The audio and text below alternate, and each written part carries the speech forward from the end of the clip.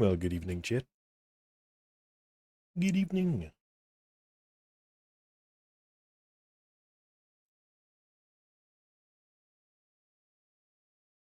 Let's do this. This. There you go.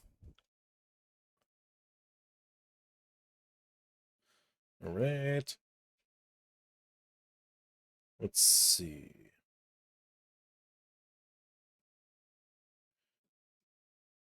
Mm-hmm.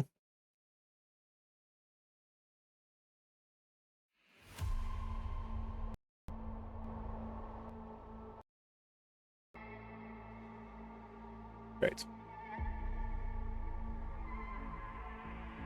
There you go. Perfect. How you doing, Chit? How you doing?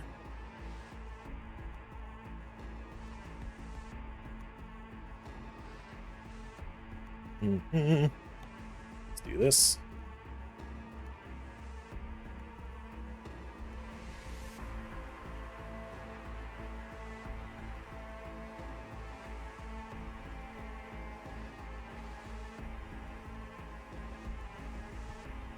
Mm-hmm. What's up, dude? Hey, Nick. How you doing?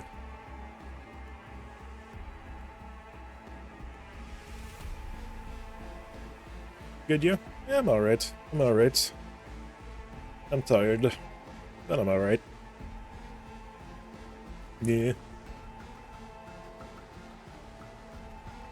Oh, boy. Yeah, I'm alright.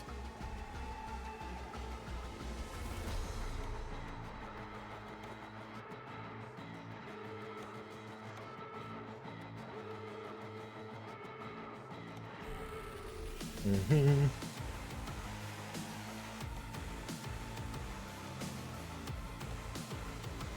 Yeah, let's go with this one. Why not? Let's see. Drive it. Yes.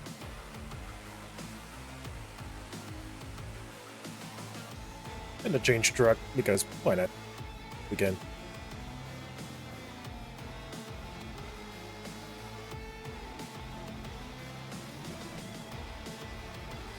Alright.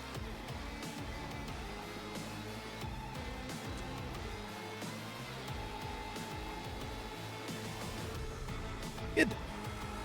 Oh boy. Right job. Right job. Mm-hmm. Let's go Seattle, because why not? Hmm. We could do this one. That could be a good one. Why not? Let's go for it. Oh boy. Just readjust. Mm-hmm. Good, good, good. Right. I don't know if there's any cars, but you know what? We'll see real quickly. If there's any.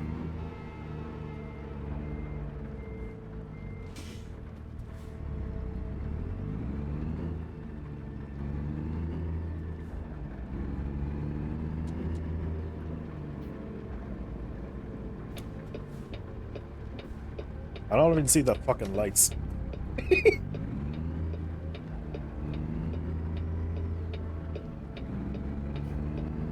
Oh boy.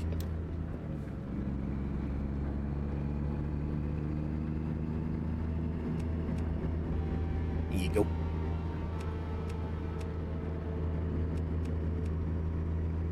Right.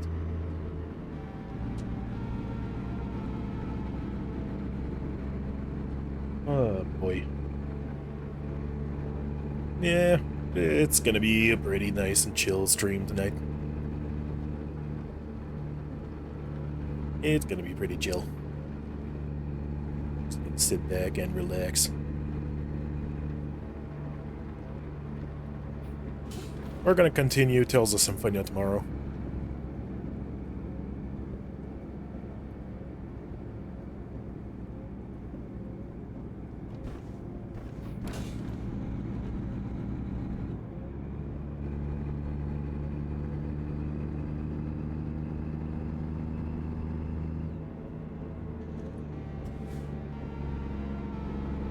Hello. Hey, robotic. How you doing, buddy?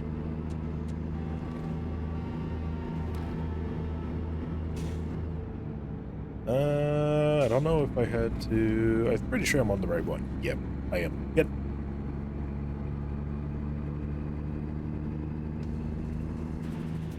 Oh boy. How you doing, man?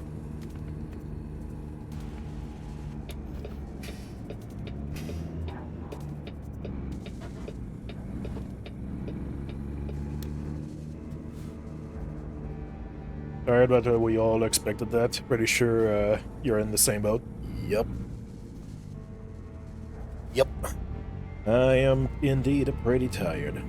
And of also why I jumped into American Trucks instead of Tales of Symphonia.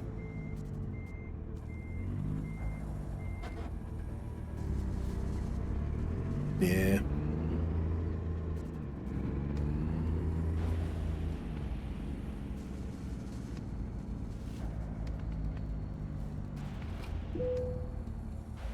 Alright. Take the job. Take job. Yes. Okay. Well, before we actually take the job, I want to go to... I don't know if I actually can modify the truck before... at the thing right next. I don't know if I can. I guess we'll see. Because if I can, then I'll remove the little kind of sun shield that I have. Because I literally cannot see the fucking lights. And so...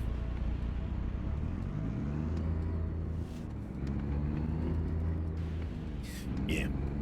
Gonna do that.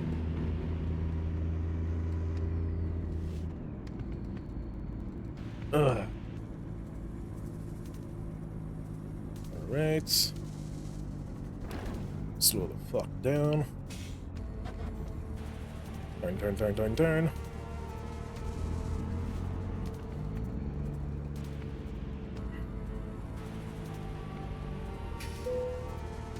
Alright. Truck configuration. Like, it's nice. It's just a bit annoying. I have it. Is it... yeah, this. Can I just, like... okay, so I can just do this and remove it. Good. Good, good, good, good, good. Perfect. Confirm order. $700 for this. Or almost 8. It's fine. Completely fine. Okay. Let's see. It's just...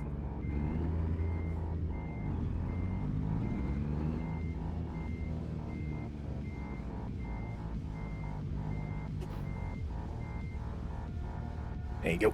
Perfect. Yeah, I get that, I get that, and I wasn't surprised when I saw the announcement. You guys had a rough night for sure. Yeah. Yeah. Let's say I had a bit of fucking a hard time to fucking sleep afterwards. Let's just fucking say that. Not gonna go into too much details, but yeah, that was pretty worrying night. Let's just say that. Yeah.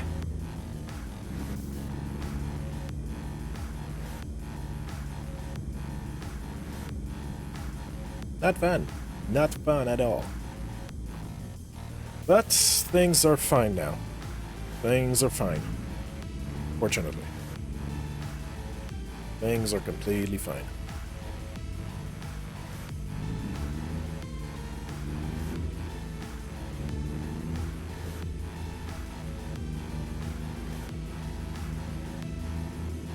Alright, apparently it's right up front. Oh, yeah, I see it.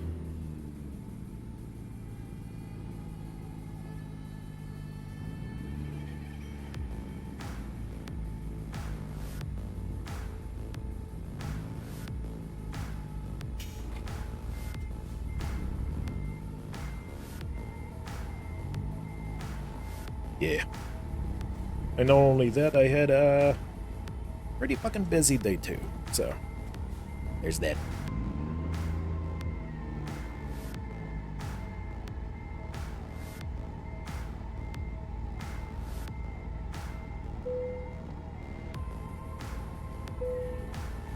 There we go.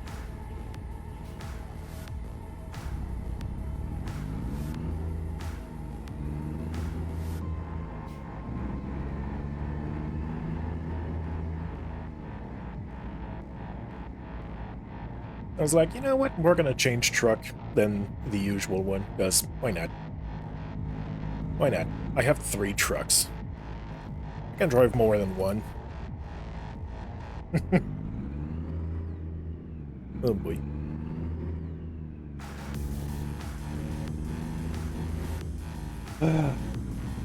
Still, you know, even though things are okay now, it's still, yeah, still a bit bitter and, in a more, I mean, not really bitterness, but more like being still a bit worried. And, yeah, so yeah, not really not bitterness, just still a bit worried, but yeah. Even though things are better and okay, it's still, you know. Yeah. Anyway.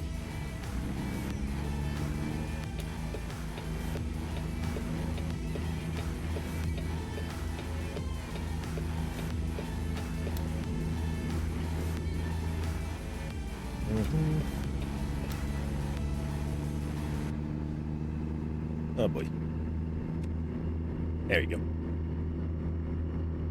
I just realized my lights were not turned on. Oh boy, understandable. Yeah. Yeah. Of course, you know.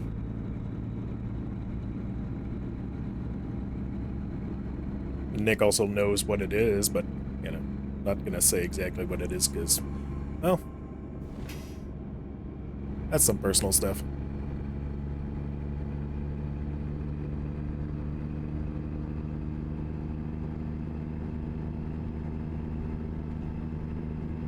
So, yeah.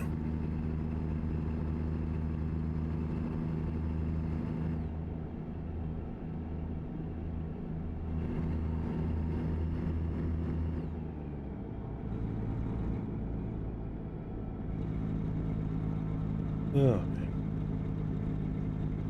So, I thought that, you know, instead of continuing Tales of Symphonia, since I'm fairly low energy right now, just like, you know, just, we're gonna take it very relaxed and just, you know, chill, talk shit, just have fun, you know, the usual.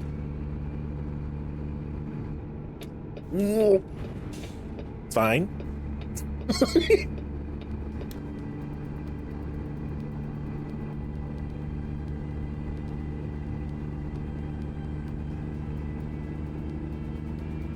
Oh boy.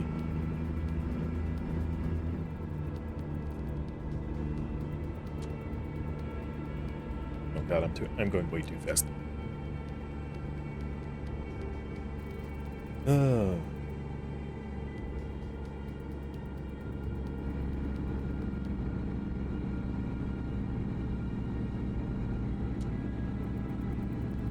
But yeah.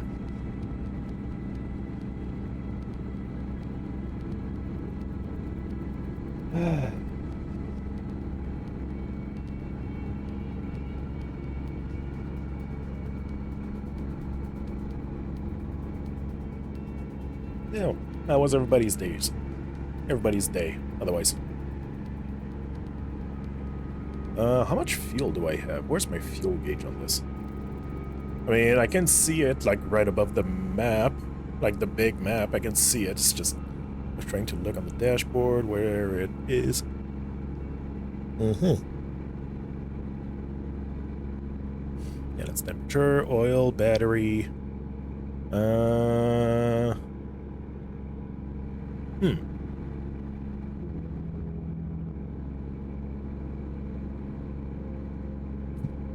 Okay. Seems like it's probably like the very bottom one on the right. The other one is air, so the other one right above it is air, so yeah, seems like it is the very bottom one on the right. Looks like it. Anyway.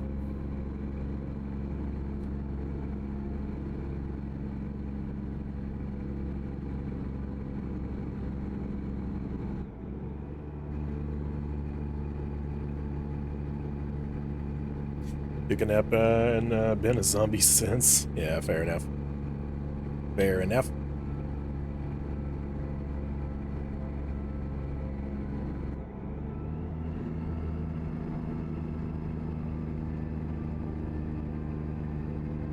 Oh boy. Body is all like, you should have slept all day.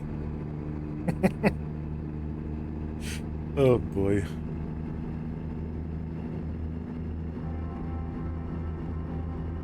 Yeah.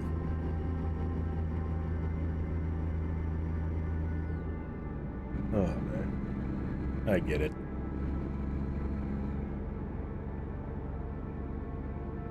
I get it, man.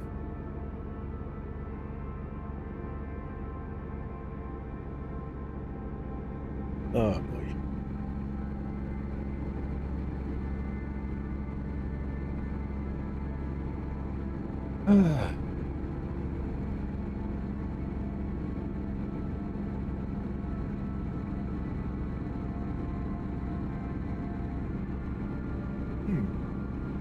Kind of makes me think. I did play a match of League of Legends earlier, and I played Elise again, and man, my team was very much so on point, and like not only that, I was also very much so on point. I ended up with like, what, 10-1 as a score, and some assists. I forgot how much, probably like 5 or so. So it was like, damn. It's just like, okay, well, there you go. Some matches I pull out some fucking shit like that on my team too, and I'm just like, oh well, that's fucking awesome. And then the next fucking match I get 3 fucking cheaters. It's like, oh, okay, well, there you go. You know, the kind of cheaters that knows, you know, map cheats or whatever. It's like they know where everybody is at all time, no matter where you are. Yeah, that kind of person.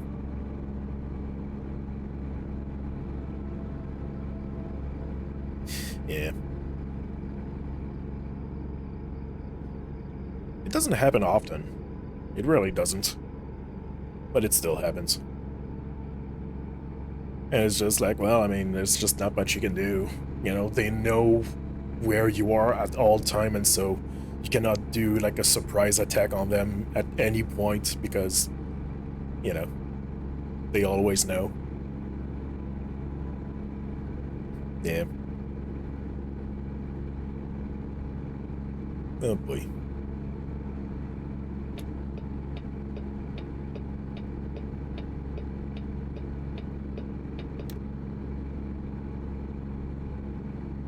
So, yeah. But yeah, I'm still having a lot of fun with Elise. It's pretty fun to play. I'm getting pretty decent at her, too. I'm getting pretty fucking decent at her.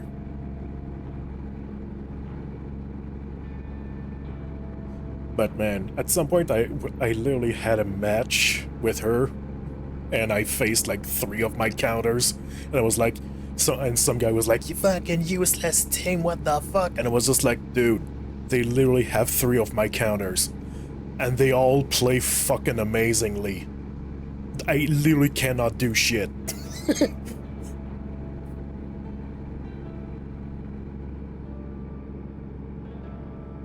Oh boy. Like, I can start doing some damage, but as soon as they hit me, I literally cannot do shit because, well, they literally do everything that goes against my character and just fucking kill me real fast. So, yeah. It's not great. Not great when it happens. But yeah.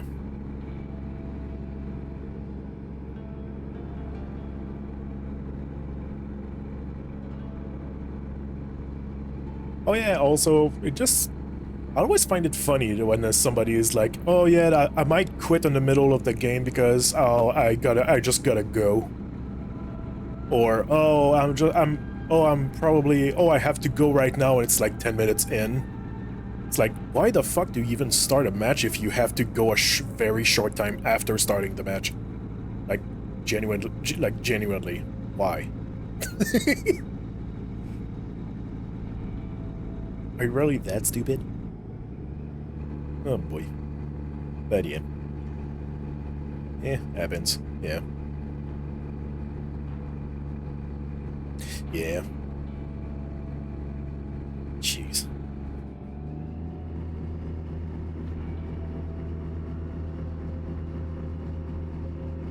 Going up a hill.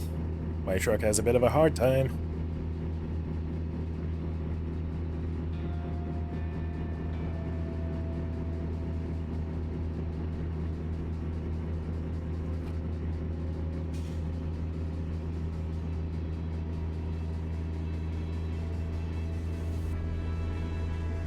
Oh boy.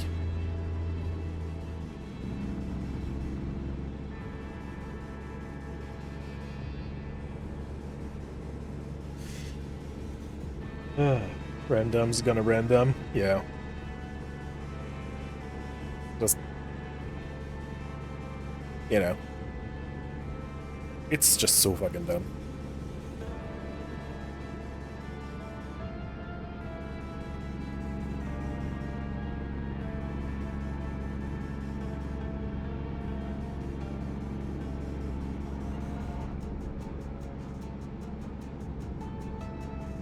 Oh boy.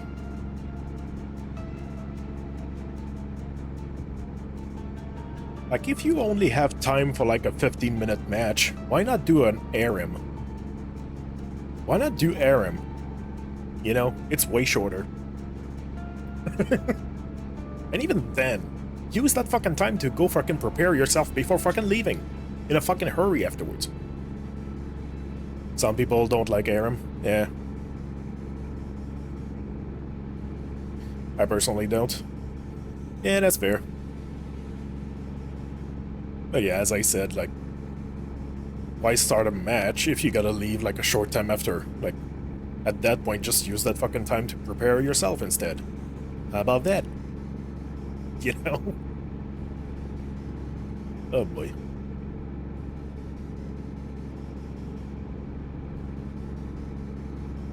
Why not use that time to go take a shower or some shit instead? Or whatever. Anyway.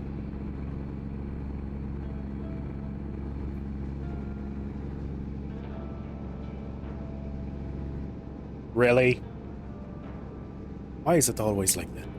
Two trucks going the exact same speed, and one of the two trucks is on the fucking left lane.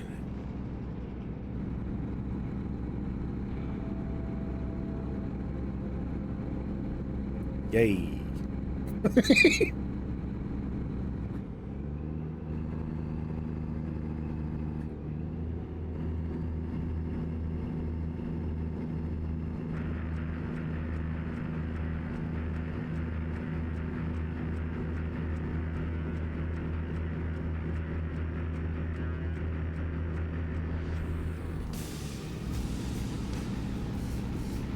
Oh boy.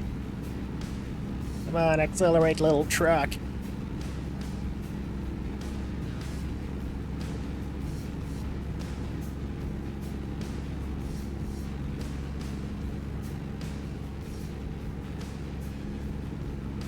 Oh boy.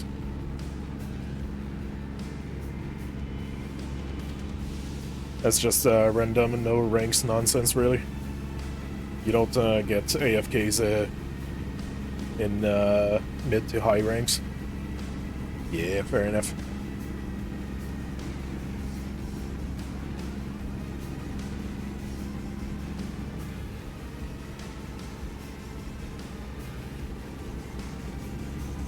Yeah. If there's no taking it seriously, then people that don't take it seriously is what it is. Yeah, that's fair.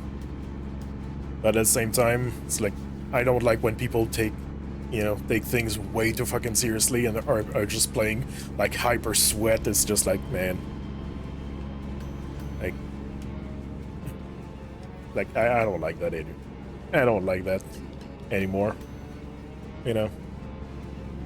I mean, fuck, I used to play a lot of Overwatch competitive and Valorant competitive and shit, like, it's just, oh boy. I used to be, like, very much so in the competitive side of things, but right now I'm just like, man, if I play a game, it's because I just fucking want to, I just don't even try to get a high rank, or not even trying to fucking do any ranked match either anymore. I just don't.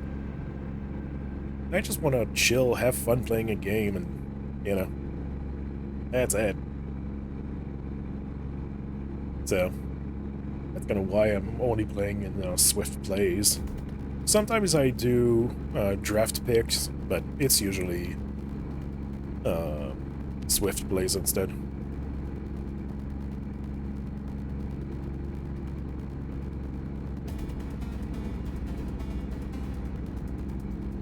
But yeah.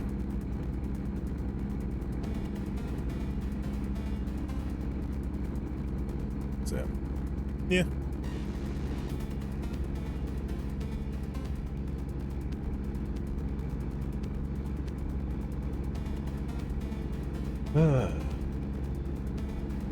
Gosh.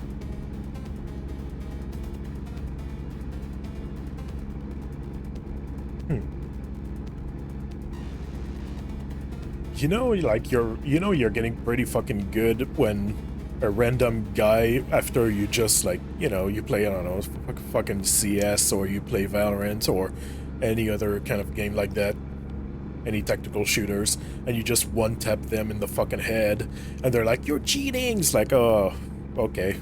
Well, yes, because clearly you standing in the bumfuck middle of nowhere without any covers and me being able to fucking tap you in the head because of that is clearly me cheating, yes.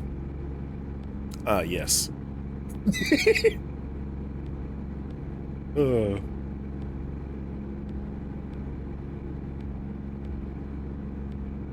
It's always funny when that happens.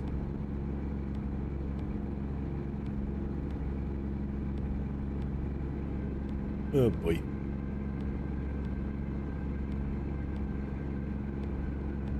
It's that kind of energy. It's like, it's just,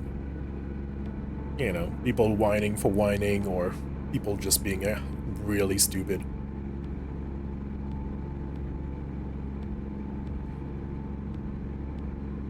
Oh boy.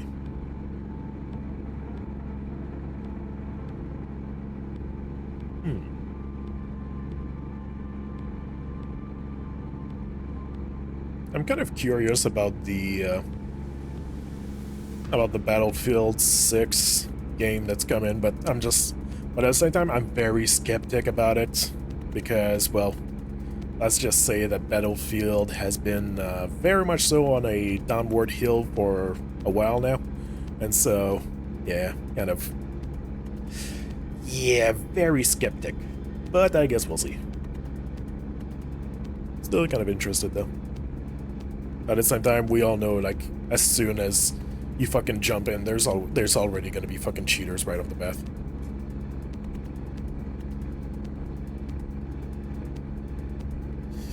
Yeah. So.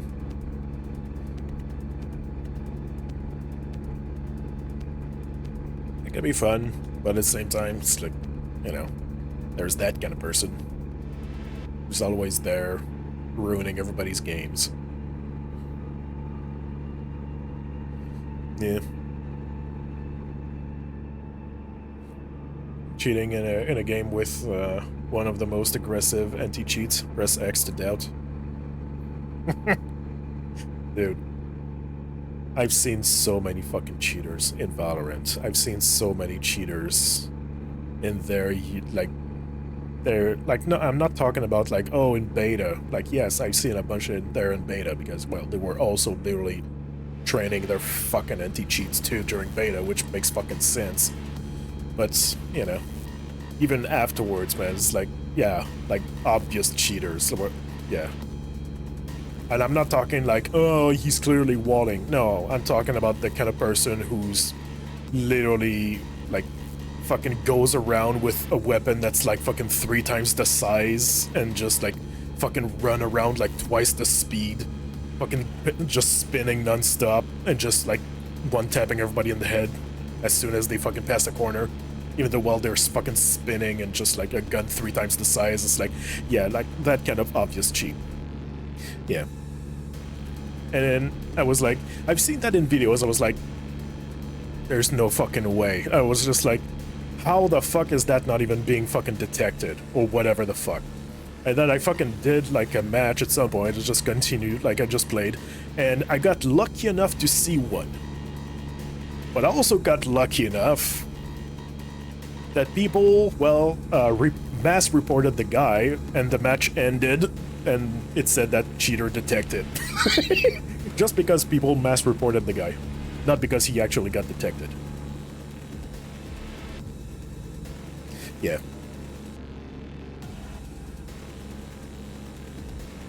So, yeah. But anyway, that was a while ago though. That was not recent. That was a little bit ago. Maybe a year ago or so? Something like that.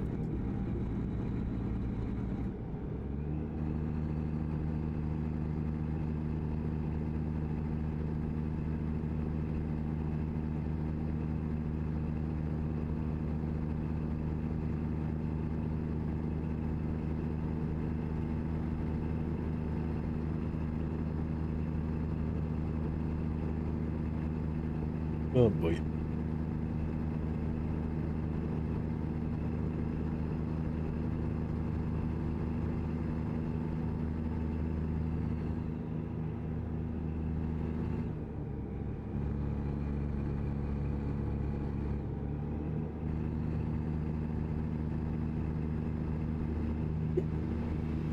Oh boy. I thought that we were talking about the League here. Yeah, I mean, I've seen cheaters in League too. It's like, as I said, they're pretty rare, but it still happens. It still happens. Do they get banned? Yes. They fucking get... Dude, they get clapped pretty fast. But still. Like, it still happens. Do they get clapped mid-games? Nope. They only get clapped like, oh, you did a game, you reported the guy, maybe like a day or two later, you get like a feedback saying, oh, we punish this guy, and they kind of mute, they kind of, you know, hide the name, but they only show like the first letter and the last letter or whatever. Something like that. And the rest is all like, you know, stars, all asterisks. It's like, oh, like, we, like, punished this guy, or whatever. It's like, oh, okay, well, there you go. So. But yeah. It still happens. It's pretty rare, though. Fortunately, it's pretty rare. But it still happens. FPS is a different ballgame? Yeah. Yeah, for sure.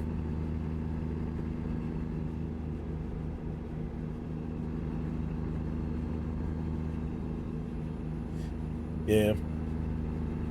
It's pretty hard to spot cheaters in MOBAs. It's pretty hard, usually. It's pretty hard to spot them, but when they're acting like very obviously they know where everybody are at all, like at all time, yeah, like, yeah, you can like, oh yeah, okay, yeah, I see it. But otherwise, yeah, it's pretty fucking hard to spot cheaters in MOBAs, for sure.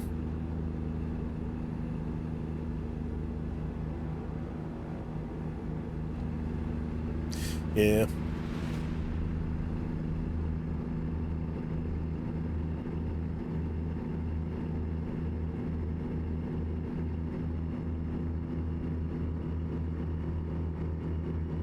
Oh boy. But yeah. Like, I'm not even mad, I'm just disappointed, you know?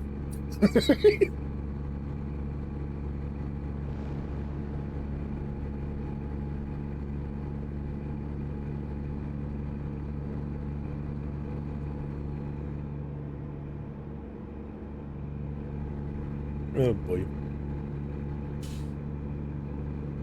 But yeah.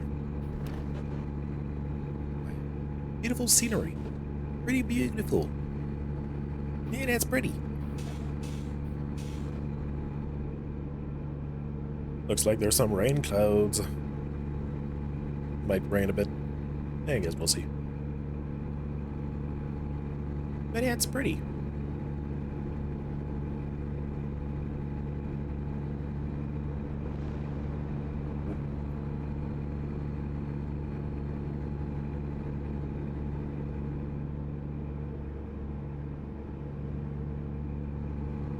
Ugh.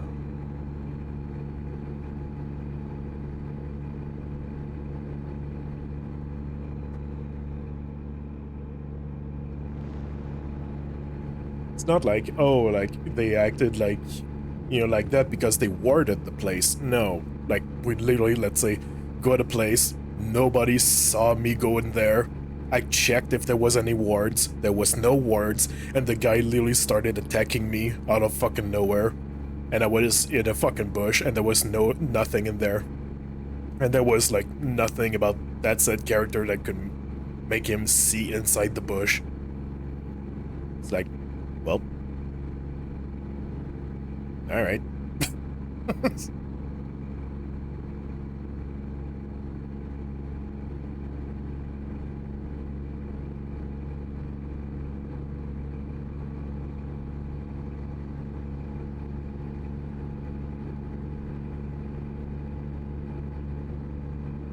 Oh boy, but yeah, that kind of stuff.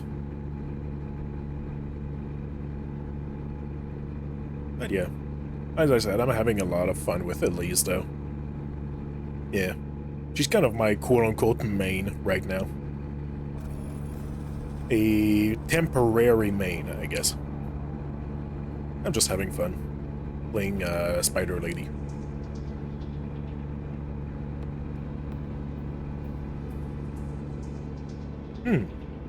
I think it might be the first assassin that I actually like playing.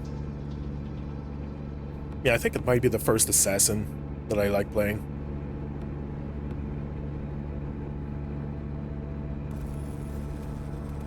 Yeah. I think it might be. I'm pretty sure there was another assassin that I've played before, but I forgot which one it was, though. That I, like, enjoyed, but not fully. It was like, okay, like, I see the appeal, kind of a thing. I forgot which one it is, though. Yeah.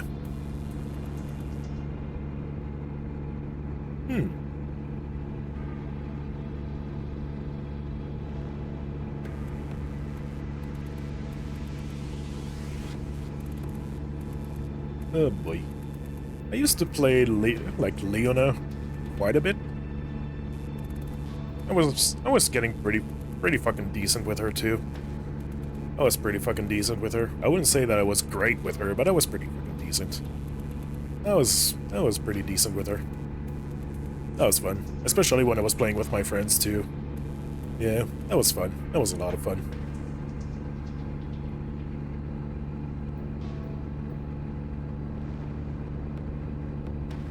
Just, you know, kind of not hook, but kind of swing my sword to kind of hook myself onto them and just kind of swing myself to them, just like keep them in place as long as I can, you know, do some little damage and just kind of be in their way, kind of a thing, while my ADC is just fucking them over. You know? Gosh, Leona and Tristana is just fucking great. It's fucking great. Leona and Tristana, just like Leona and, not Leona, but Braum and Ashe, or Braum and Tristana, man. Magic happens. It's fucking disgusting how well it fucking works. Braum, I know you don't know this character, but yeah, it's basically a guy with a big shield and does, like, ice attacks and stuff like that.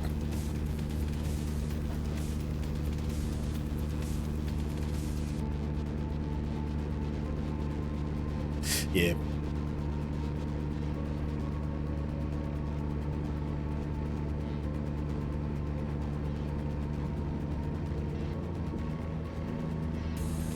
I'll stick to my obnoxious characters. Thank you very much. Fair enough. Oh boy. But yeah, like, one of my friends was very much so, like, a big fan of Braum, and yeah, it was one of his mains. He was also playing Gragas, is his name, I think. Like the big fat guy with the barrel of wine. Like, yeah, this guy. He was also like a big fan of playing this guy too. He was pretty fucking good with him too.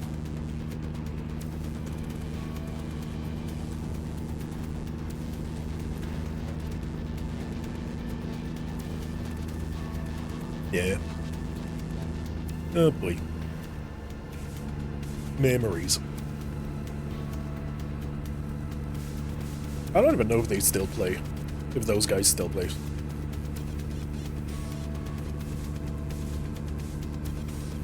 I don't think so. If they do, it's probably like once in a while, like they come back to the game to play a little bit, then jump off. Yeah, I mean, kind of like I do, to be honest. But yeah. Oh boy.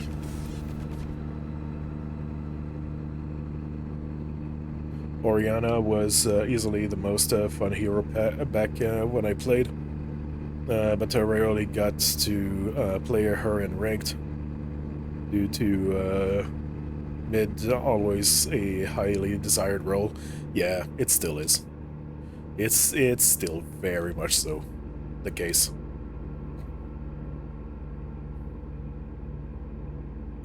Yeah, people are fucking fighting to go fucking like ADC, mid, and top. But it's usually mid and ADC. And barely anybody's fucking fighting for jungle. Everybody's like, you know, and I mean support too. It's like, everybody's like, just like, oh, I can't get my role, quit. Or like, oh, I can't get my role, fuck. That means I'll have to play support, fuck. You know, kind of a thing. It's usually like that. Yeah. I can be a pretty decent support, though. I can be a pretty decent support, man. I haven't played support in so fucking long, though. I haven't played support in so fucking long. I mean, mainly because I always get, like, ADCs who don't even know, like, that like, pressing Q does a fucking ability, but kind of player, but anyway. Oh, boy.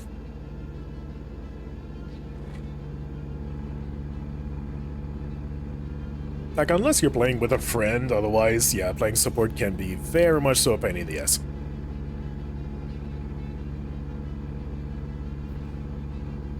Yep. And I could care less about ADC. I found those heroes boring as fuck. ADC abilities gets are all the same, really? Yeah, fair enough. Yeah, it's pretty fair. Yeah, it's pretty fair. There's usually some sort of slowdown and like high damage or something like that, and it's like the rest is just whatever, like movement or whatever. It's usually like that, like movement, movement impediment, and also like high damage ability, and that's it. Like it's usually that, like, you know, buff, debuff, and damage. They all have that.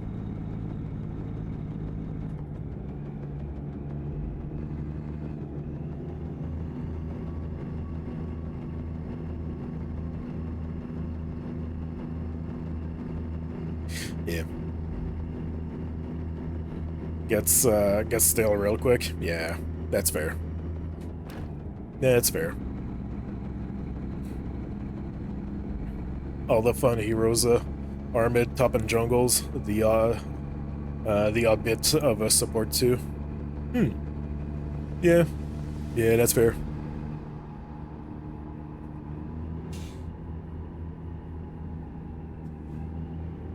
Yeah, that's very fair.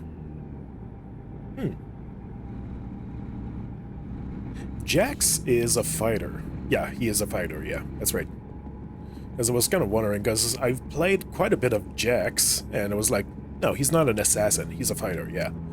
I was kind of unsure for a sec. Yeah. Yeah, he's a fighter.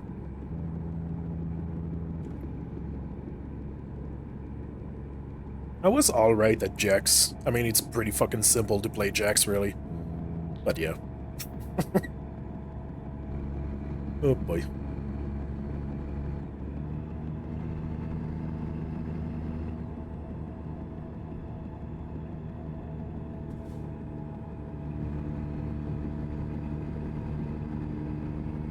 Oh boy.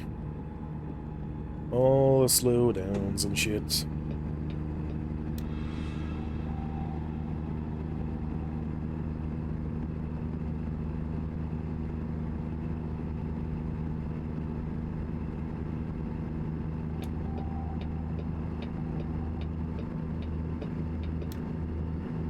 Here we go.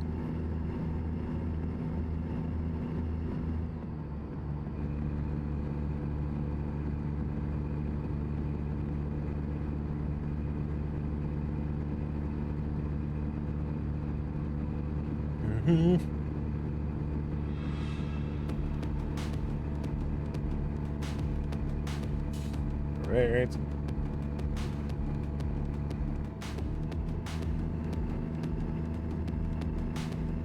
Good beef. There you go. Pick it.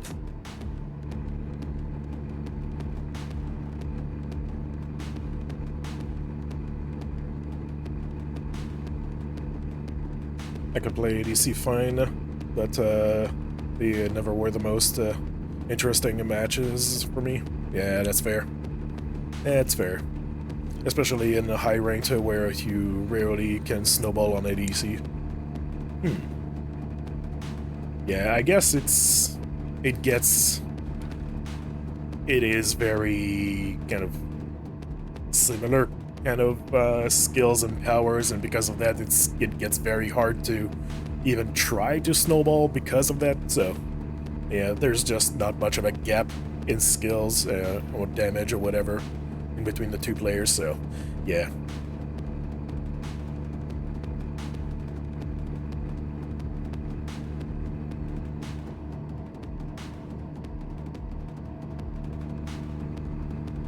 The only ADCs that can really sneak out a bit of a snowball are the ones with map-wide ulting, like Ashe. Yeah. Ashe is like a very simple character, but also pretty fun to play.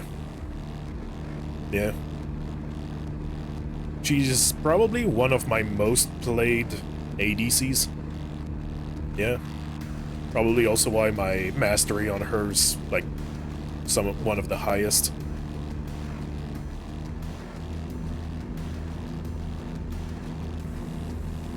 Yeah, I haven't really played her that much recently. I've only played her like twice, maybe? And that's it. Yeah.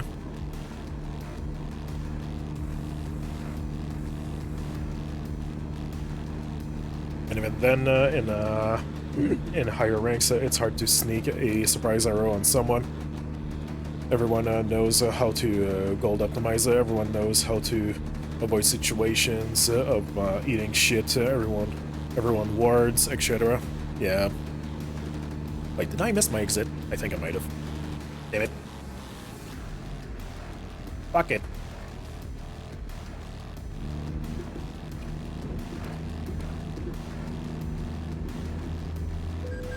Ow. It's fine. There you go.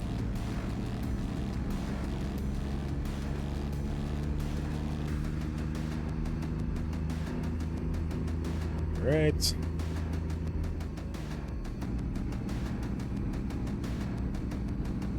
Speaking of which you could really use some practice at last hitting minions.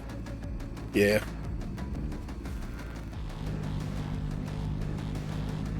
Not attacking just for the sake of attacking, and just kind of attacking only when it's needed. And just, yeah, just mass hit every single minions and stuff like that.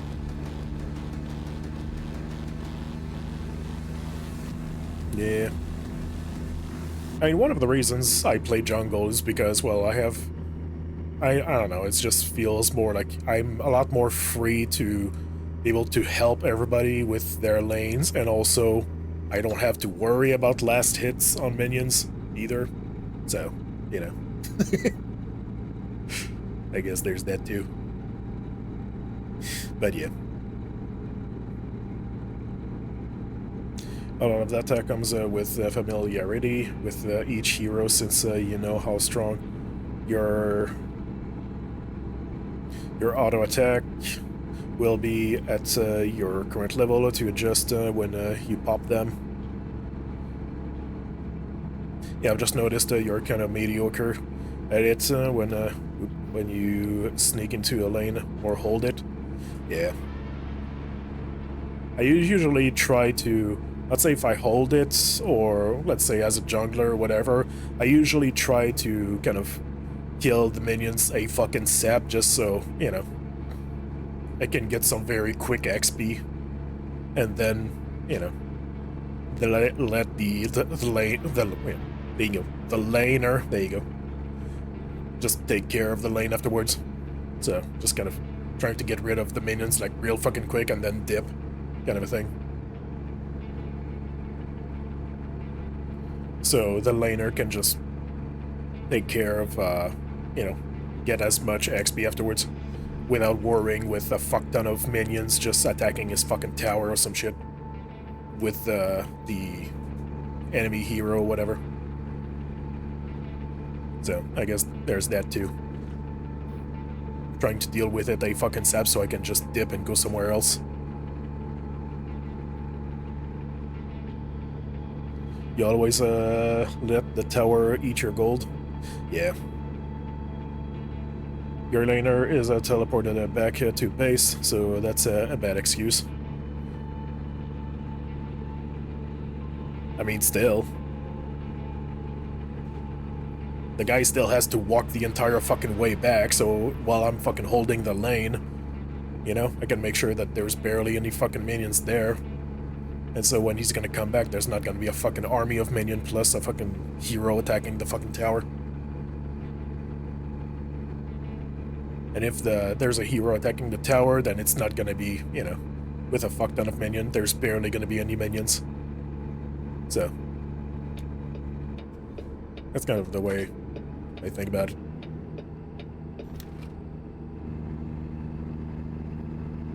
But yeah.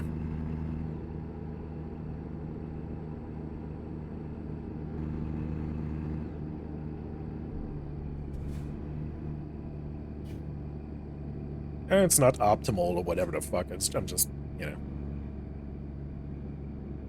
Listen, feel free to fucking roast me, I guess. But yeah.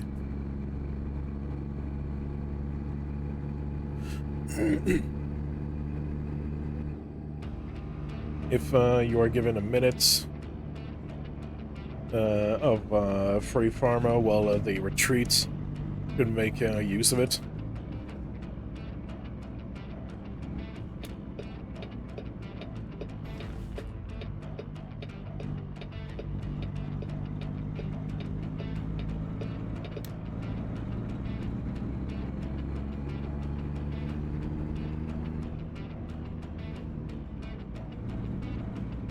Go. Yeah, but you're throwing gold in the verbal toilets. It's just a small nitpick. Something that comes natural with more play. If you aren't playing much and just doing randoms, it's not the hugest deal. Yeah. Yeah, I guess. I'm just too Listen, I'm just too fucking retarded for that shit. I'm just too fucking retarded for that shit. So, you know.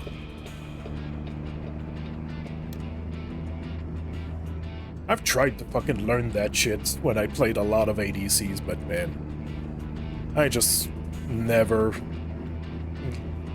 fucking make it. I just can't. So yeah, I just accepted that I'm too fucking retarded for that shit. And just don't even fucking bother anymore.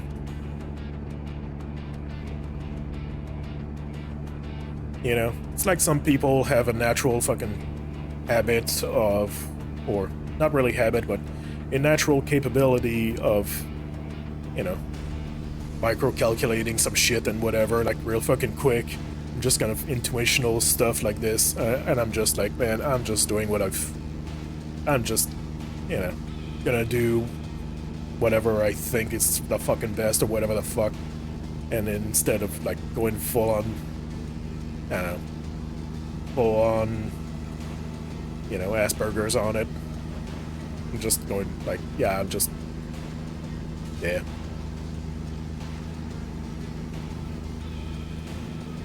I'm just gonna do me, and that's it.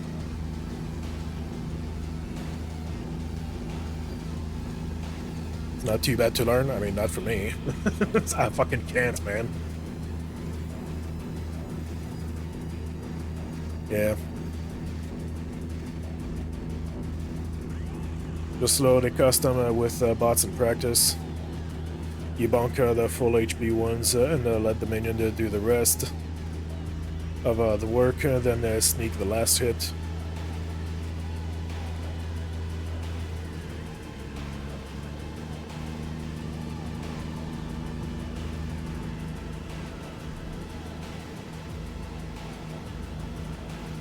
As I said, even if I try, I literally can't. My timing is always shit. It just never fucking works. I just can't. No matter how much I fucking try, I literally fucking can't. By the time I realize I can just bop them and just fucking get the gold, it's already too late because all the minions are fucking finishing it, so, you know. Yeah. I just can't.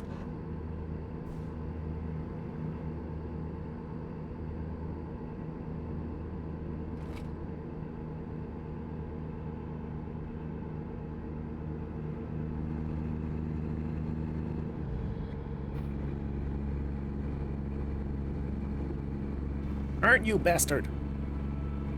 Oh boy. It's a lot of spamming, run and avoid autos. Pretty easy to pick up, but it does take adjustments.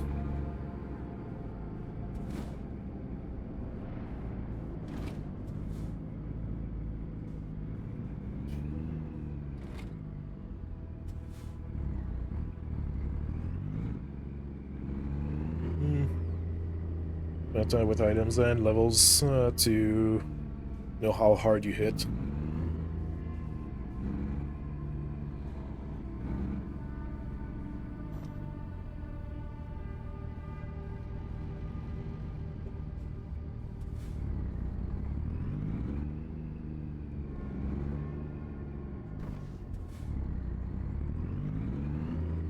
Yeah.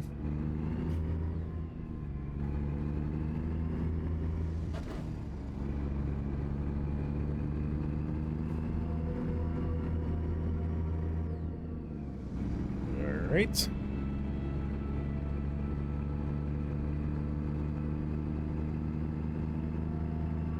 Good. Oh boy.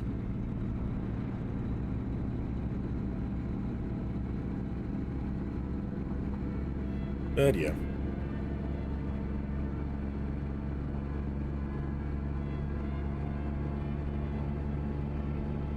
I don't want the game to feel like a fucking chore either, and just like, oh yeah, absolutely have to fucking learn this just to be able to fucking play a game either. I'm just like, man, I don't want to. I don't. I've had my fucking load of shit with that. I'm done. I just want to play for fun. So, I don't want, like, to have to fucking do homeworks in a fucking video game, you know? Which is basically what not League, but Lost Ark literally became. It's fucking homework. Kind of also why I fucking stopped. It's just...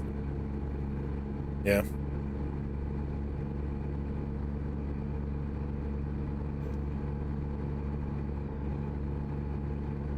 I just don't want to.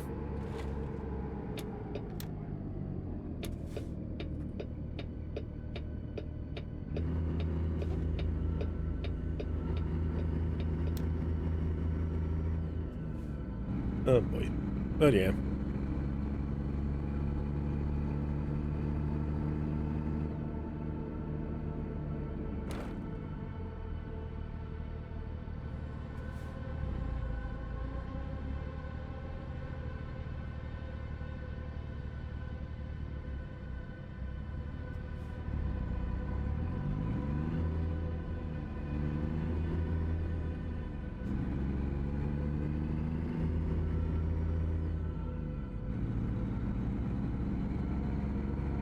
Oh.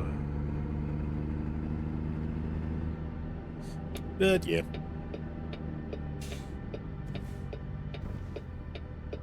I was pretty fucking trash at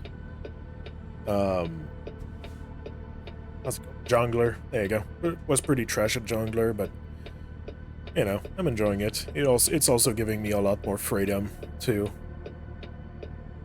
I mean, I still enjoy playing, let's say, like top and mid and stuff like that, but I don't know, feel like Jungler is kind of more chill, less sweaty. And I feel like I'm actually having a fucking impact on the game, you know?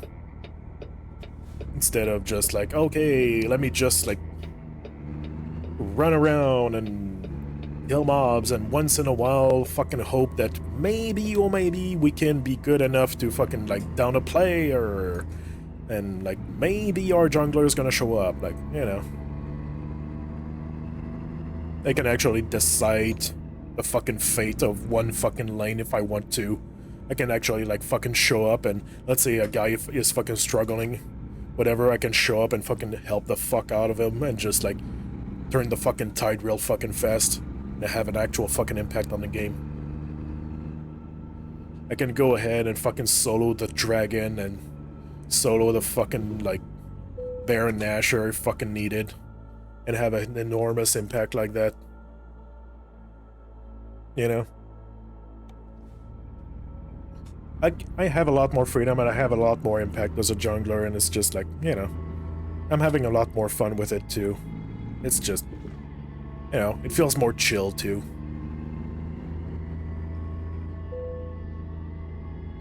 Yeah.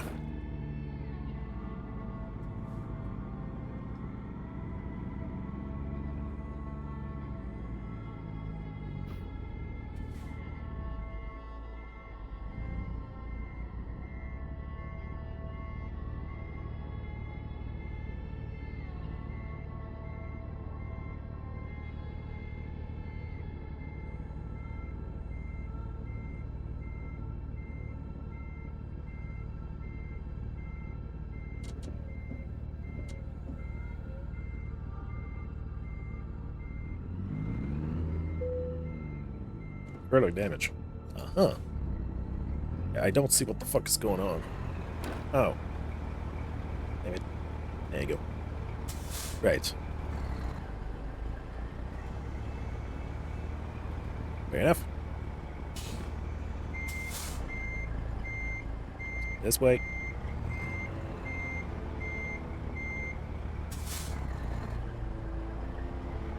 Yeah, gonna go forward a bit like this.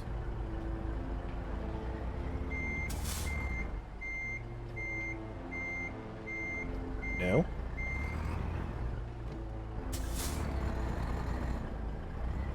Okay, let me do this a bit. There you go. Oops, the other way.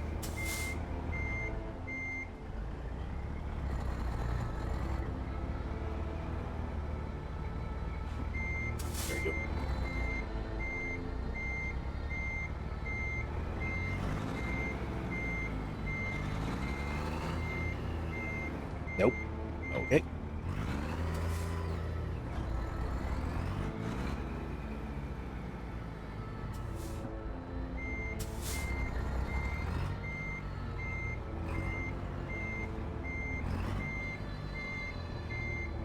Uh-huh.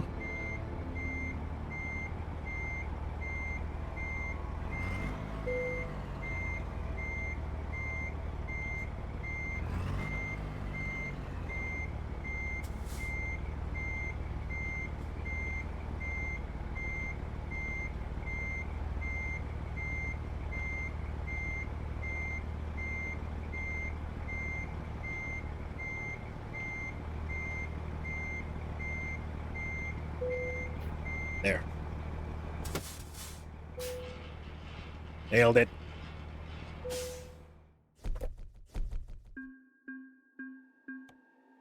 Oh boy. It's fine. Oh boy. Alright.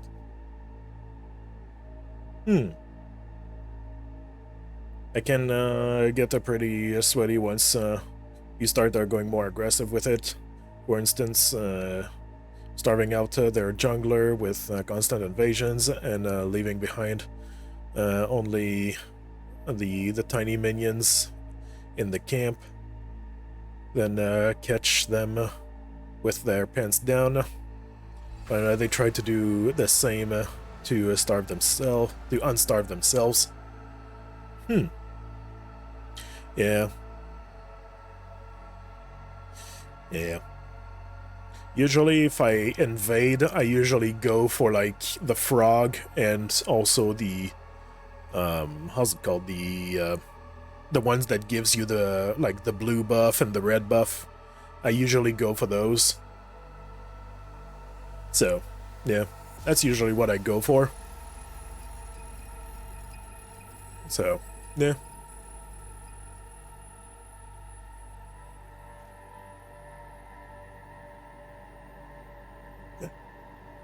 Remove the big boys like that.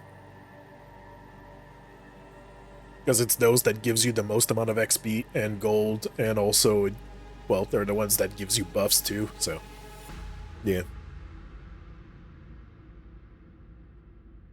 And I usually, like, keep my side, like, warded too, so I keep, like, the river warded, so if he ever tries to, like, say, like, go onto my side, I know, and so I can just, like,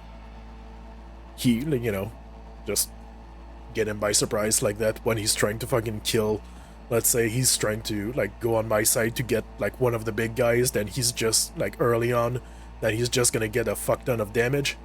And well, by doing that, I know like, oh, he's going there, okay, so I just like already, as soon as I see him, I just make my way there, and he's like he's not done killing the thing yet, and so I just like start attacking him, and he's trying to fucking flee, but he's already like half HP when I show up, and like I just have an easy kill afterwards.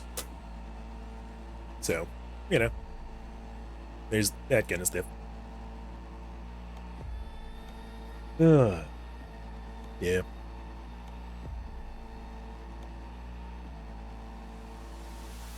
That's the idea. You see someone being too aggressive on lane ganks and failing at it.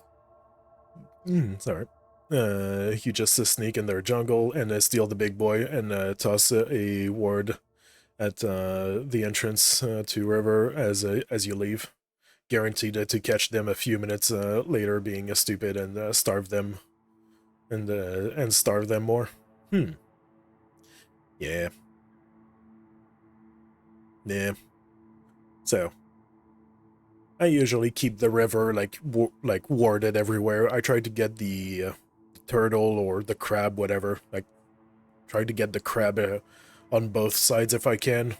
And if I can only get it on one side, then I will like absolutely ward the fuck out of the other side too, because I know that, oh, because he got the crab there, that's like he's clearly gonna try to fucking like invade from there. And so because it's a more quote-unquote safer zone there, And so I'm gonna ward that fucking side. I'm even gonna ask laners to put some wards in some places too.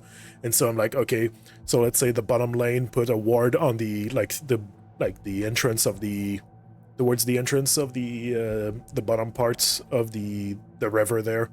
So it's like, okay, so I know that there's like that specific place is covered, so I know that he's not, that if he goes there, I'm gonna fucking see it. Everybody's gonna fucking see it.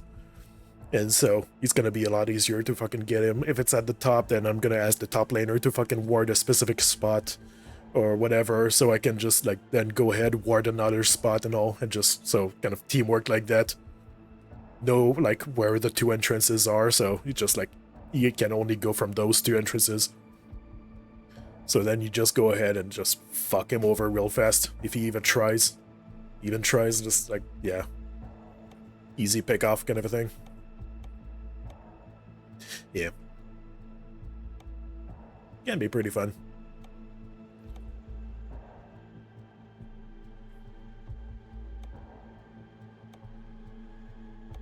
Oh boy. But yeah.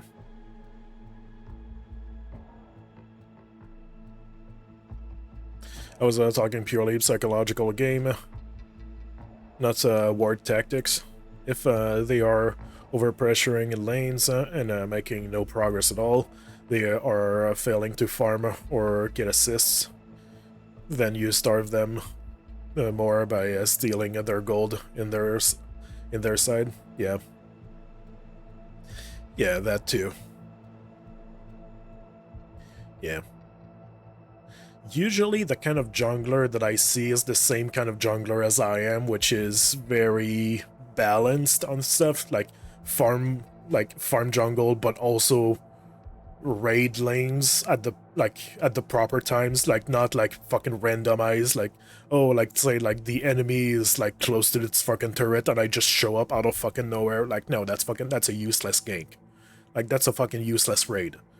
Like, if you show up, it's because like, oh, the enemy are literally at your tower or something like that, so you can just like come from behind and just like fucking sandwich the fuck out of him and get an easy kill, and then, you know, get the fuck out of there and start like continue to farm and stuff like that, or like go gank somewhere else if fucking necessary, but otherwise like farm a bit, then gank somewhere else. Just like be a bit unpredictable on when you show up, but not fucking obvious like, oh, you only show up when I'm at your turret. Like, no. Let's say like, you know, they're fighting towards the middle of the lane or whatever, still show up. But show up and like not that exact same spot as you always do, like, oh, change spot or whatever. Like stuff like that, just kind of pressuring like this, but that's usually the kind of jungler that I see, which is pretty much the same kind of jungler that I am. So that's just how it is for me, at least from my experience. Usually that's the kind of jungler that I see, so yeah.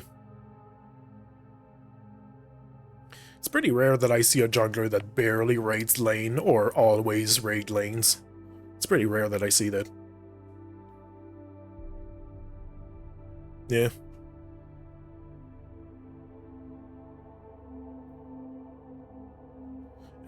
Mm-hmm.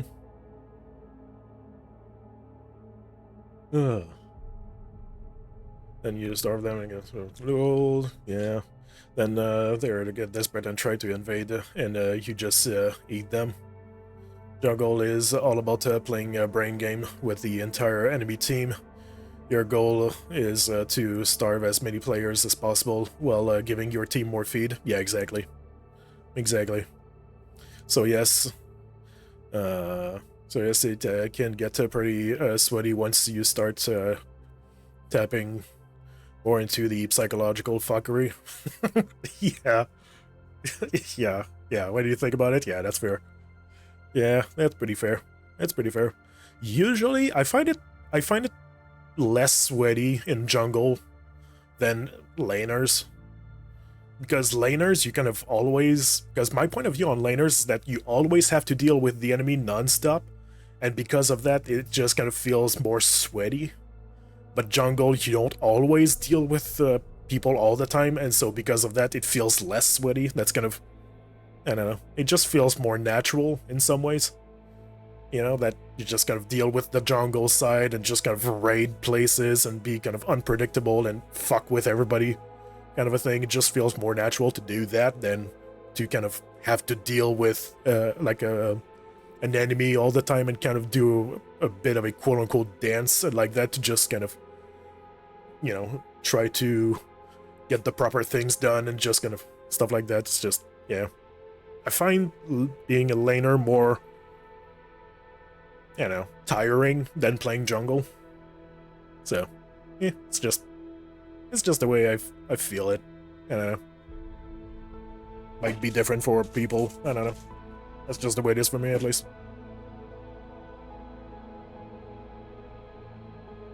You know how you can tell the difference between a good Shaco and a bad one. The good ones knows how to fuck with the entire enemy team. The bad ones just try to steal a lane and hopes they get ahead. Yeah, I've seen extremely good Shacos like that. It's, yeah, they can fuck with everybody real fucking quick. It's, yeah. I've seen extremely good Shacos. One of my friends also played a lot of Shacos, and man, he was fucking like, how can I say this? Like, he was very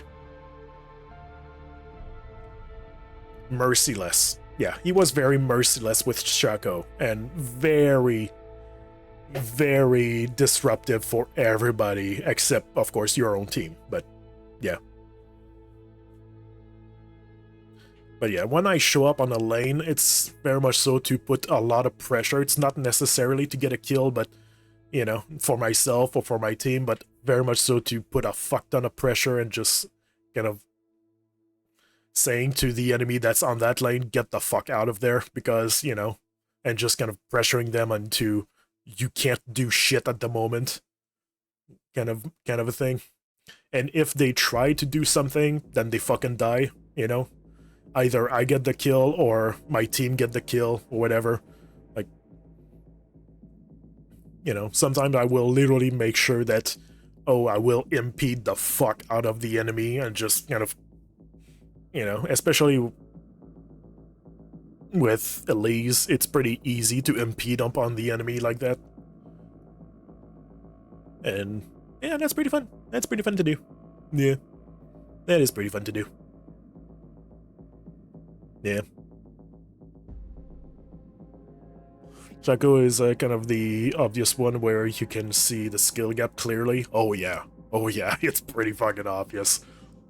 Dude, I'm just gonna say, I'm a really fucking shitty Shaco, and I'm not ashamed to fucking say it. I'm a fucking garbage Shaco. I'm so fucking bad at him. Like, without a shame to say it. I'm fucking garbage at Shaco. I just can't fucking get it right.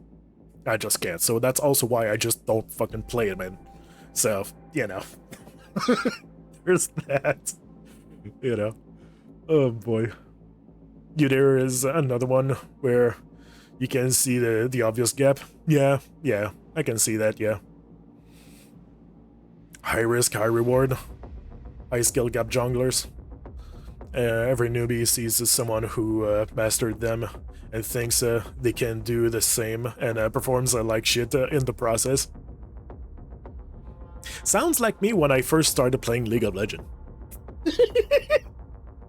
Yeah. Oh boy. Simon perform like shit in the process. Yeah, it's like, fuck.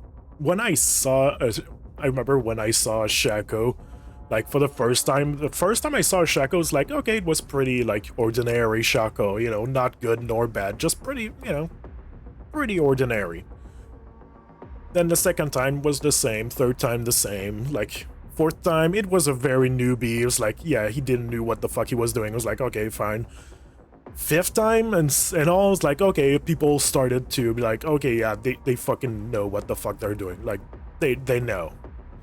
And then I hit, like, a fucking golden Shaco, like, the fucking Shaco of Shacos kind of a deal. It was like, there's nothing you can do. He's gonna fuck you over no matter what.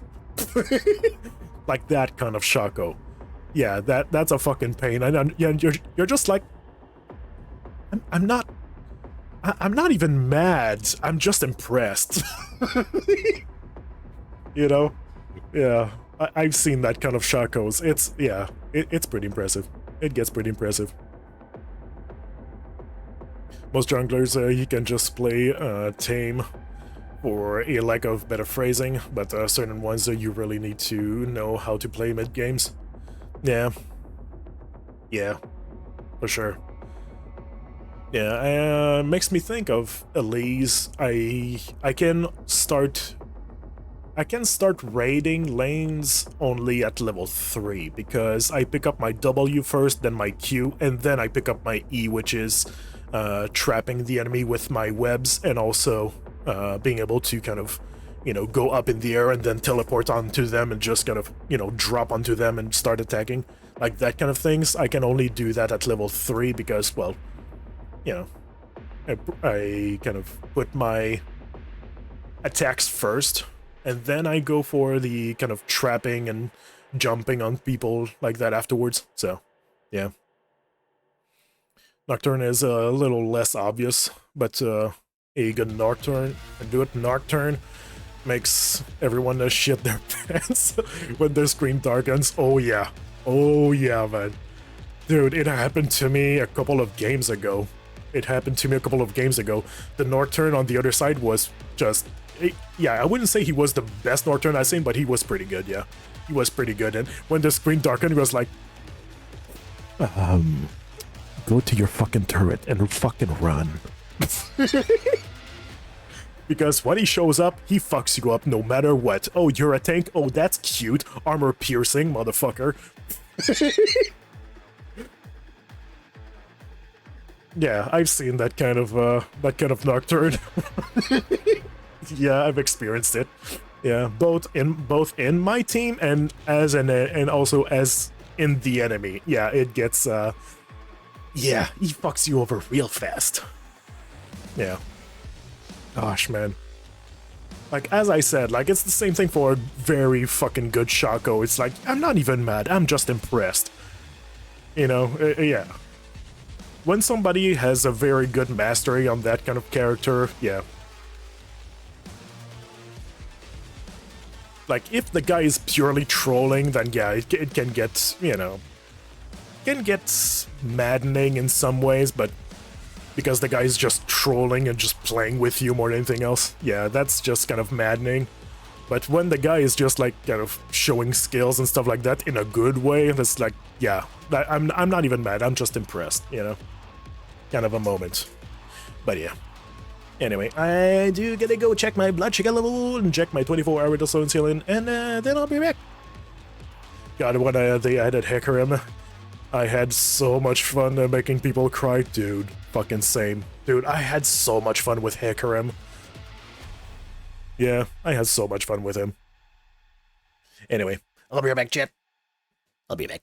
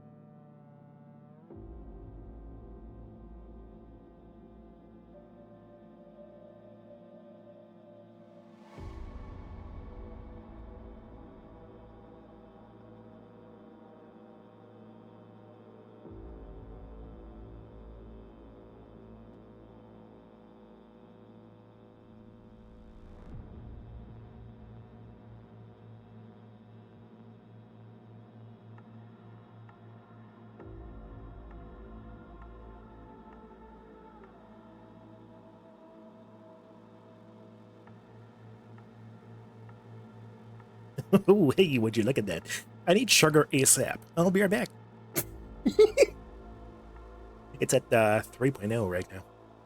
Yeah, it's pretty low.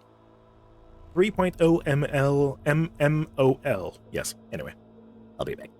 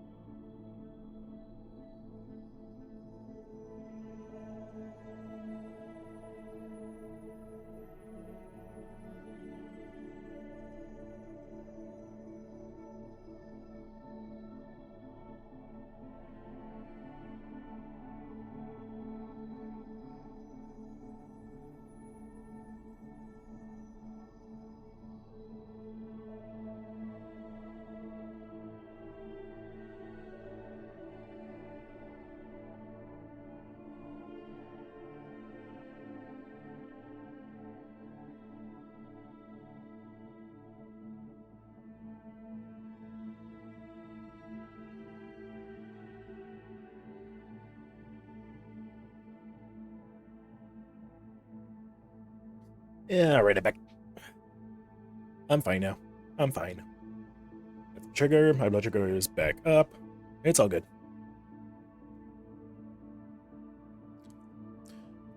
Alright. Let's see. Let's move this. Good. And let's go back here. Perfect. Oh, hey, would you look at that? The ads are starting. Damn it. Oh, boy.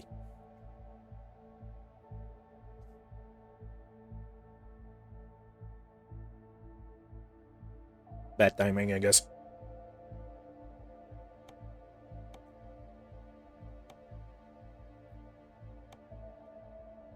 Mm-hmm.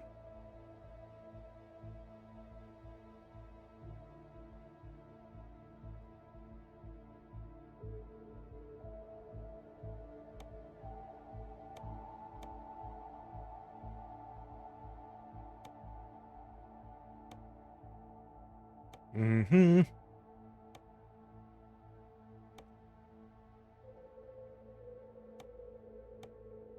You know what? We're gonna do this one.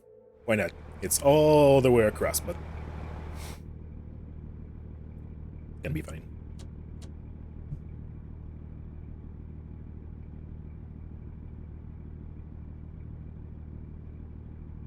Mm-hmm.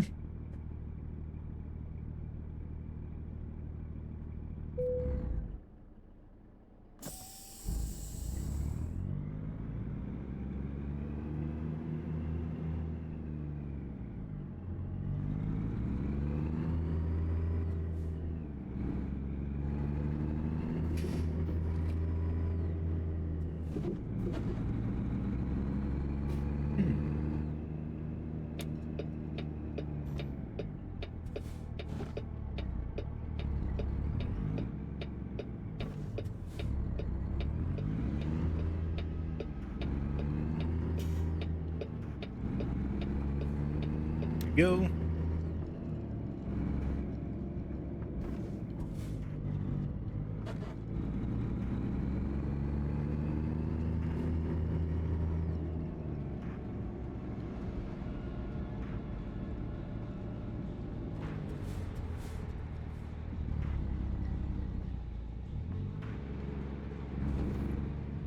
I can buy this. Right. Yeah, so I can't change my truck here, even if I would buy it, because, well, my truck, the truck is not parked in here, so.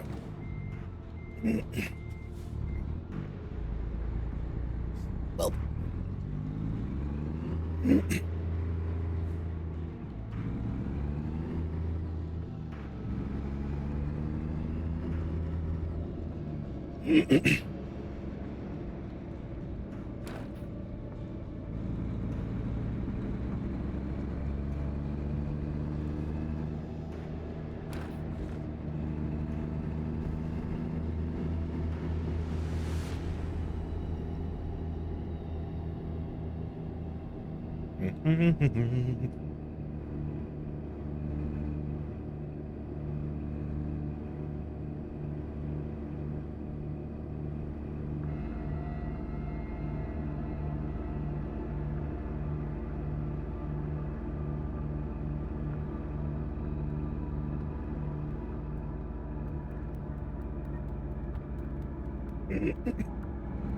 Oh boy.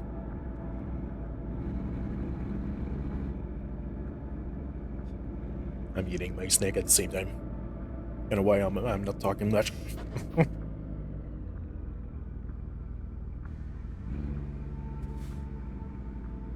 Oh boy. Alright. Nice job. That's gonna be a long fucking ride.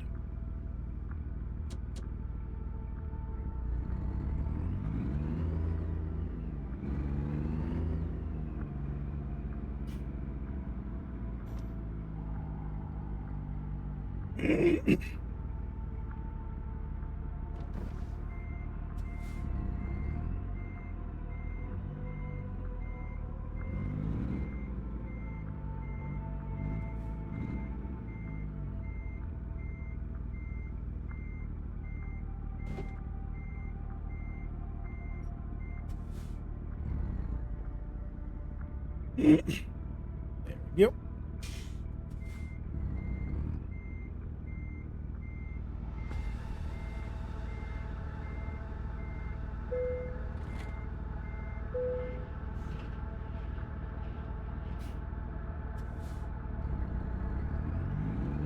Let's go.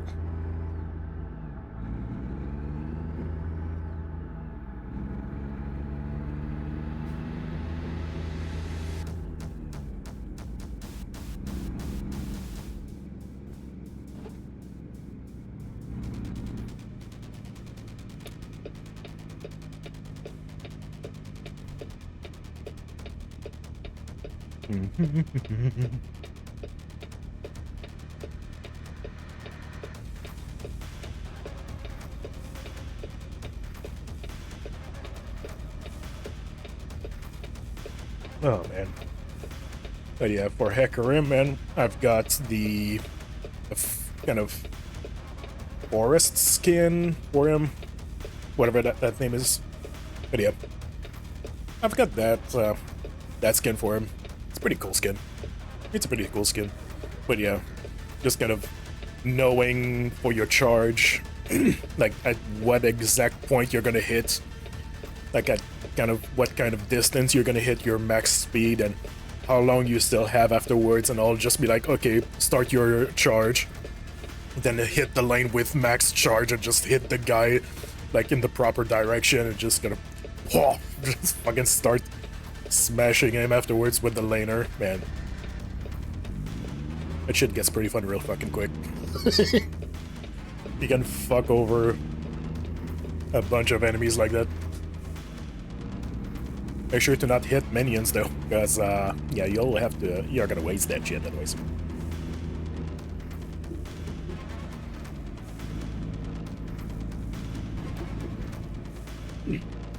I had no skins when I played it, so no clue.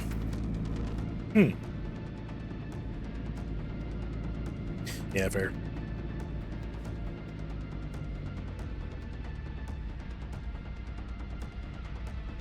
Oh boy.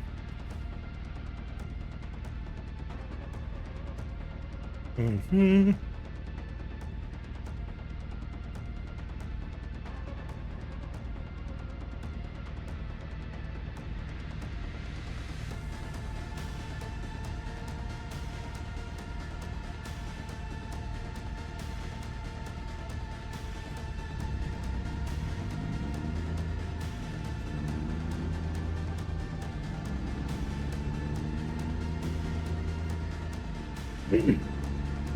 But yeah. Hecarim can be pretty fucking fun when you know how to properly use his abilities. Just to, like, initiate fights or just, you know, fuck over some people or whatever. Even just scare the fuck out of the enemies. You know? It's fun even just to do that. You just see you just fucking, like, running towards them, they're like, oh, and just fucking flash away or whatever the fuck because they don't want to get fucking two-tapped. Just like, okay, well, I use the Fiasha and you just continue on your way. Like, okay, thanks, there you go. That's all I wanted. Okay, bye. However, is people weren't ready for a hero that built movement speed. And I got many Penta on my first week he released. Nice. Nice.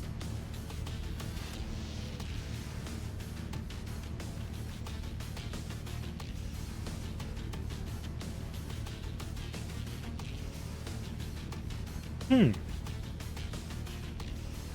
don't think I've ever had a pentakill with him, though. Pretty sure I've had, like, multiple triple kills, and maybe a quadra, but never a penta, I think. Yeah.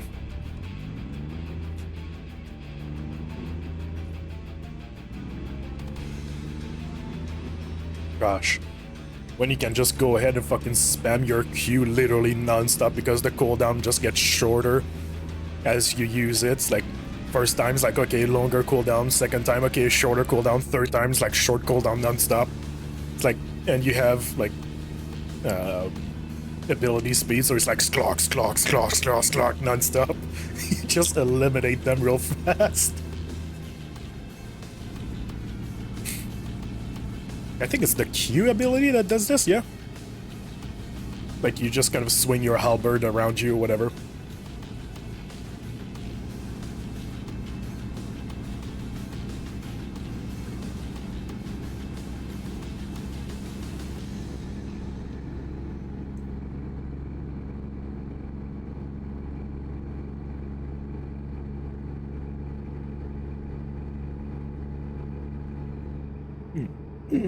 Okay, so you know in randoms, people give up most times when they are getting destroyed.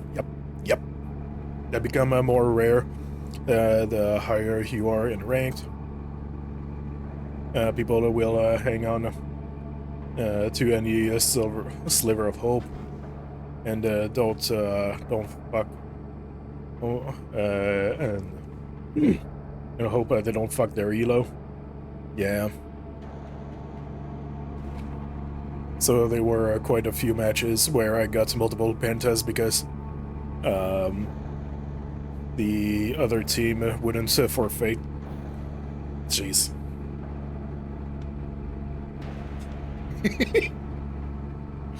Oh boy.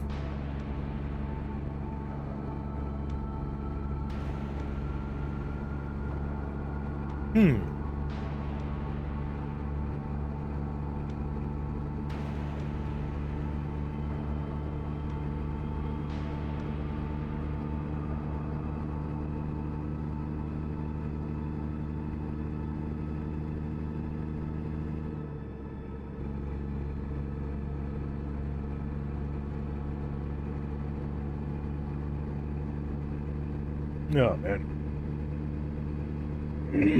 I think I would have to check, but I'm pretty sure I've got multiple Pentas with Tristana, Ashe also, Aatrox.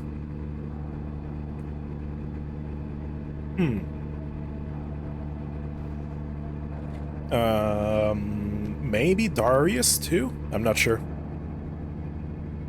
Yeah, I'm pretty sure with Darius. Yeah, Darius too, yeah, for sure. Dude, I was fucking savage with Darius before they, like, changed him a little bit. Like, just slightly. They changed, like, one of his ability, and that's it. Otherwise, he's basically the same character. He changed the, they changed, like, his Q, basically, the one that he slashes his axe around him. Basically, instead of being an instant attack, it is a kind of, there's an area that kind of shows the kind of area of danger. And there's different, like, there's 2 tiers of damage. There's where the blade passes, which is like the top damage, and there's where the shaft of the axe passes, which is low damage. And so you kind of have to, like, try to align for the proper one, and then it swings. It's kind of maybe half a second before it swings or something like that. And so they changed that, but otherwise it's literally the same. It's, yeah, otherwise it's the same character. But yeah.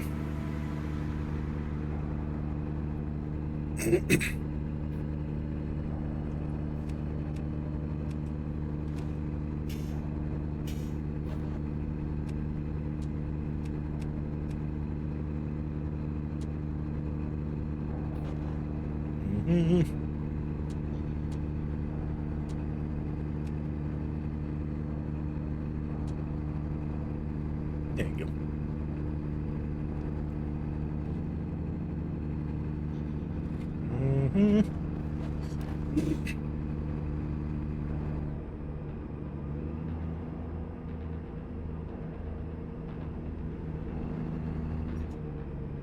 There you go.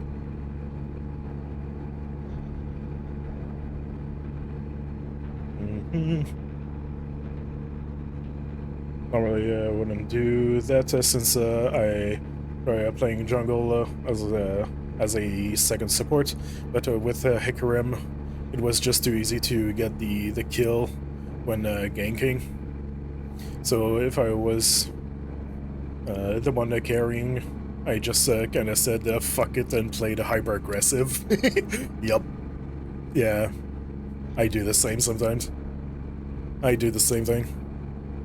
I mean, fuck, when you're, like, hyper-fed, you can just, like, almost do whatever the fuck you want with the enemy until, like, they became, like, max level, basically, and with, like, all of their gear. So, you can just keep them from being able to get their gear by just, like, being hyper-aggressive like that, if your team allows it. You know, if your team plays are, like, with and around you, yeah, like, yeah, that's gonna happen for sure. But yeah.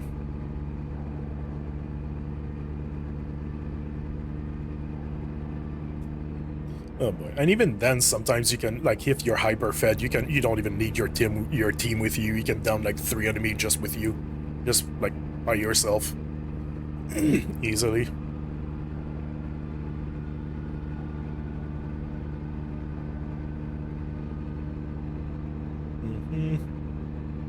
So late game in high ranks is mostly team battles.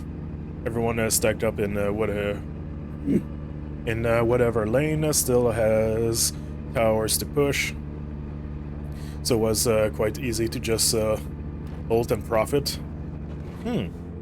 Yeah. Gosh. And Hecarim's ult is pretty wide too, so you would literally hit almost or literally the entire team every single time, so yeah.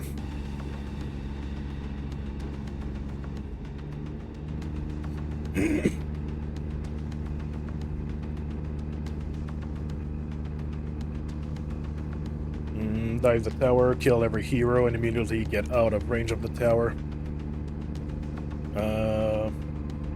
It wasn't just a hyper-fed, it was a hyper-starved enemy team as well. Yeah, that's fair. That's fair. being a full build before anyone could afford their second full item is kind of huge. Yeah. Yeah. That's literally a game changer kind of thing, kind of a deal.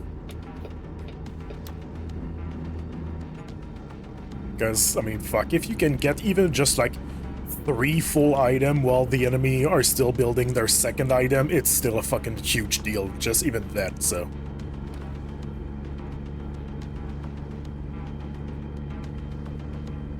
So, yeah. Man. But yeah, it's... I was okay at Hecarim, but I was not... I wouldn't say I was ever, like, good or great at him, though. I was okay at best. Yeah.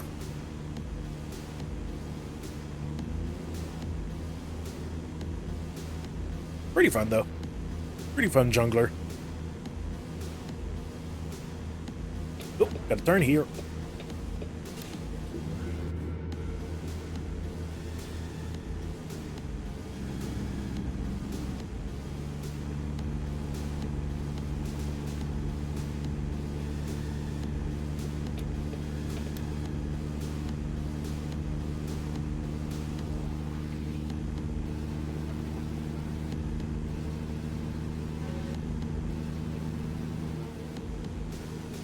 Go.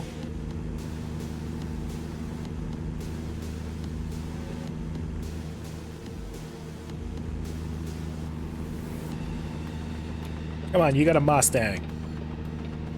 I'm going faster than you are.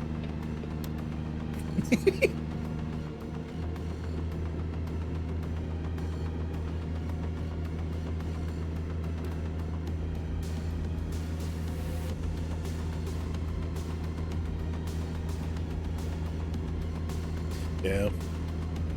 He's still a pretty fun character to play, though.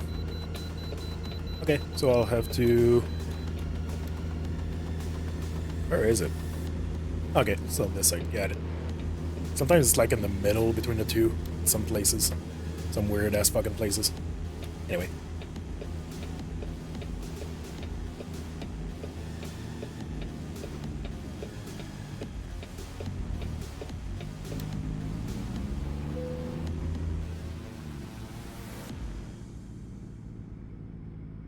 Oh boy.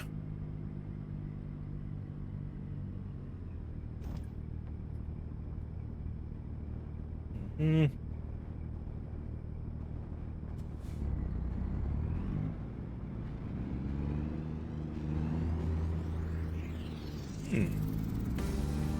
Gosh, I remember when I first started playing League of Legends, I played the fuck out of Garen. You know, fucking just full on spin to win. Yeah, Garen, Rammus too. I've played a little bit of Ashe when I first started, not much. Mostly Garen and Rammus, I would say.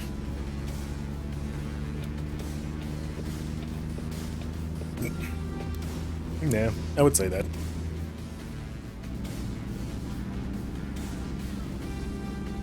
I was an absolute menace on certain heroes.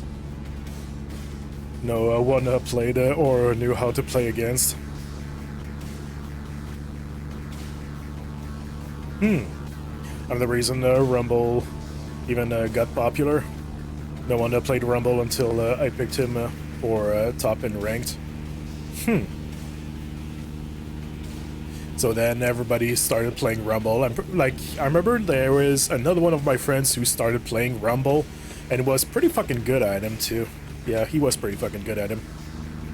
But yeah, it's not an... How can I say this? It's not a character you see very often. It's a character you see pretty rarely, especially in randoms. Like, you see him pretty rarely. In ranked, I don't know about that because I just pretty much never played ranks. So, I think I've played ranks once in like fucking what, like 2015? And gosh, I don't even know if I even completed the fucking like placing. I don't even know if I fucking finished the placing.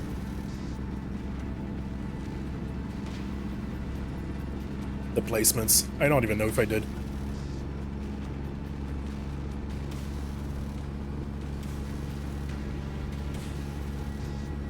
Yeah.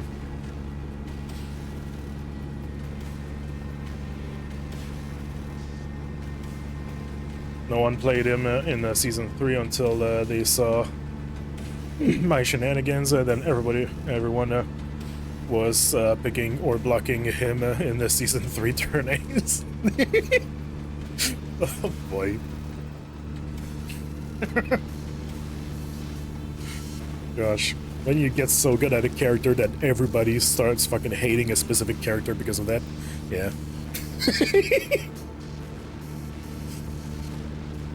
Jeez.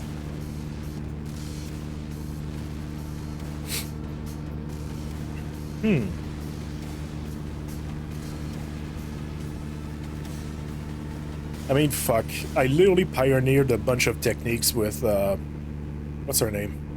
Viper in Valorant.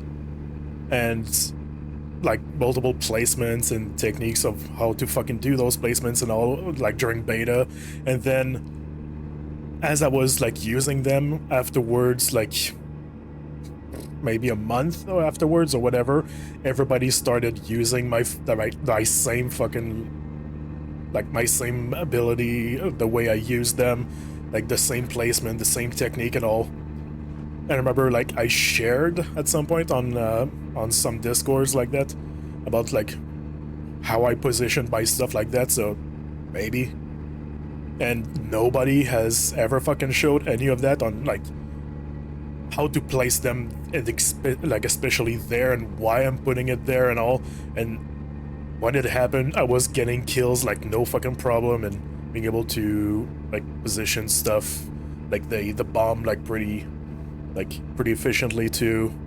Like, why am I putting it there? Well, there's multiple reasons, blah blah blah blah blah, you know, like that kind of stuff. Is just like everybody started fucking using it like that exact same way, and just like yeah.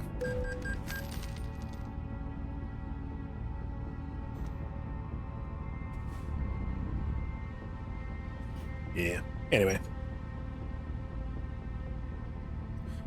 Oh boy. Move. There you go.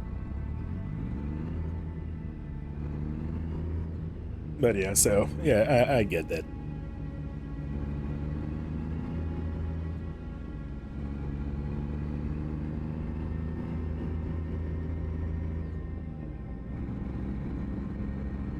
Oh boy.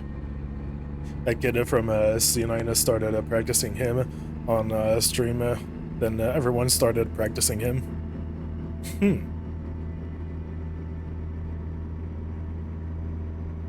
Which player are you talking about? I mean, I'm probably not even gonna know the player, to be honest, because, yeah, I don't even watch any League of Legends esport whatsoever, so, yeah. Even then, I'm pretty sure I just even wouldn't know.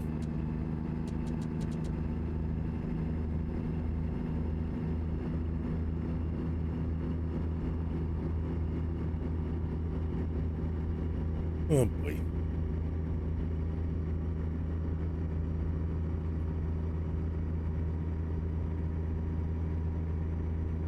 I forgot his name. I stomped him in a few times with Rumble Pick, and a few weeks later he was practicing him in ranked on an alt. It was like, okay, so maybe Rumble is actually not a character worth sleeping on. Okay, got it. Noted.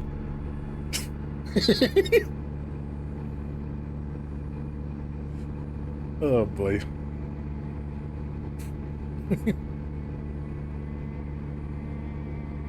Oh man.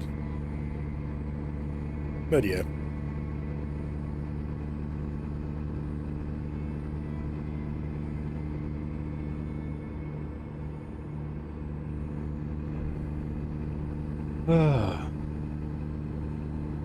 It was back in 2013. I don't remember.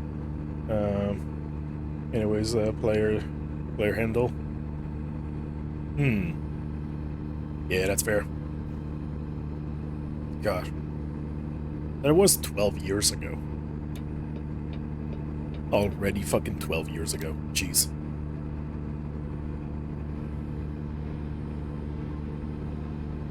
Yeesh.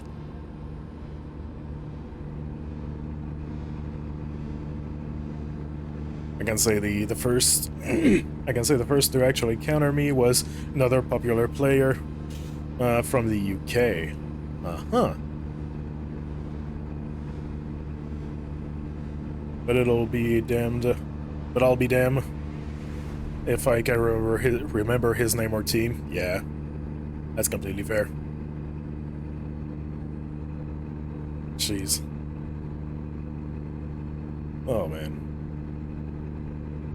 Yeah, can't really say that because, well, I never really played any ranked, really. I've kind of played maybe like 1 or 2 fucking game of ranked, and that was it in League of Legends. So, yeah, I can't say. I can't say for my part.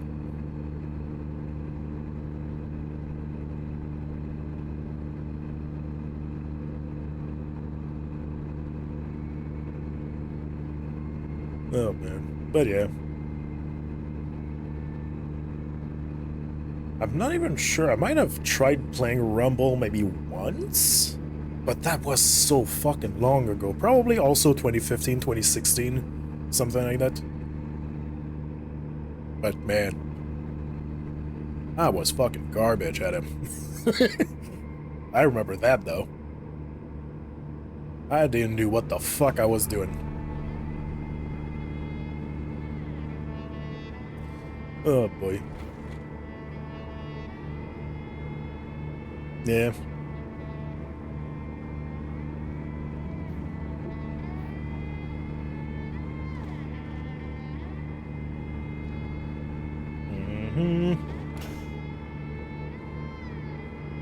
Like I tried looking it up, and the tracker is using their current names, not the ones they used back then. Huh.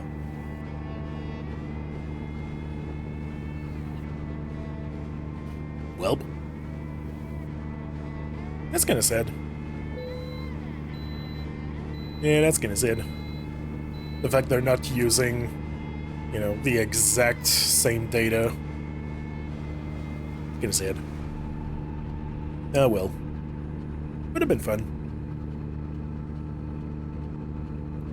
What's their current name, I guess, now?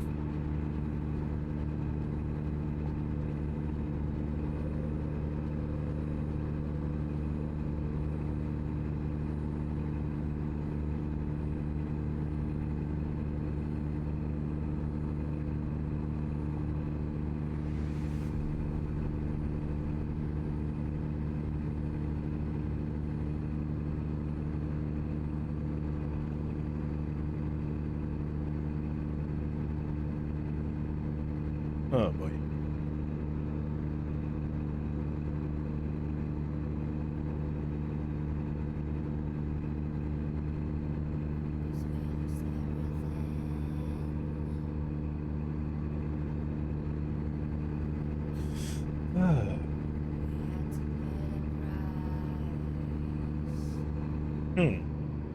I think the only time I've played against like top 500 kind of players in any competitive games, I think it was in what?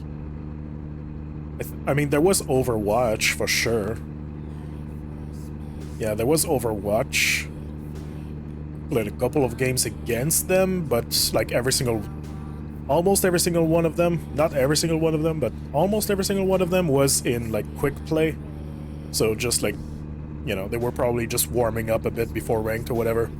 So yeah.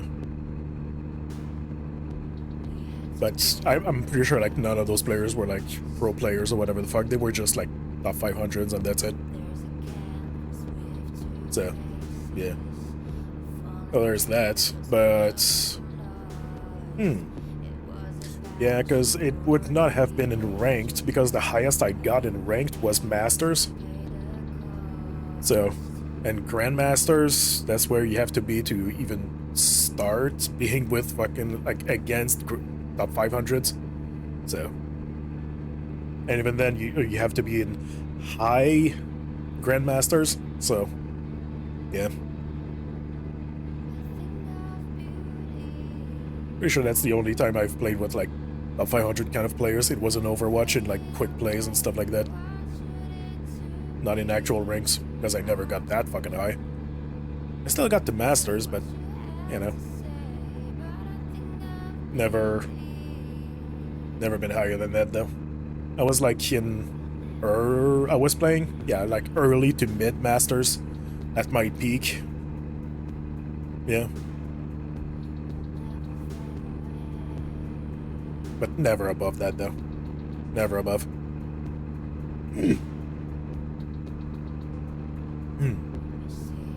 Her name is Mateos. Yeah, no fucking clue who that is. Yeah, I got no clue who that is.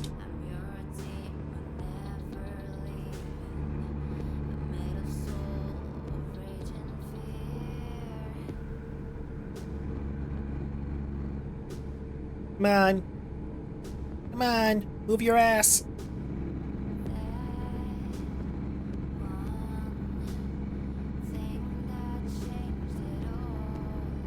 Move.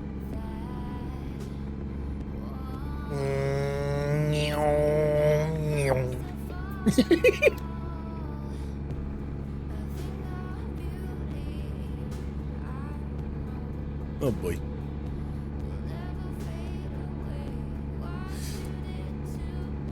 There we go. Yeah, I got no clue who the fuck that is. No idea.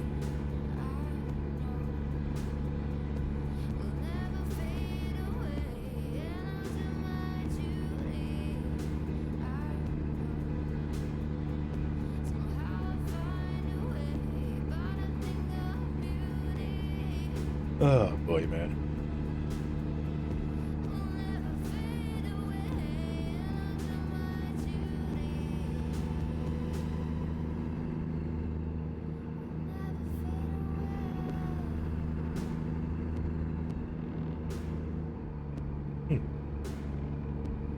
Yeah.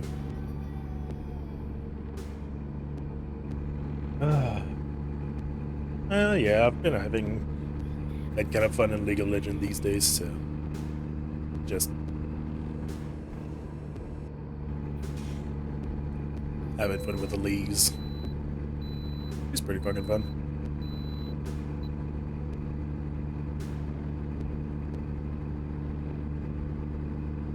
I like her skill sets, and yeah, I like being able to swap between the two skill sets.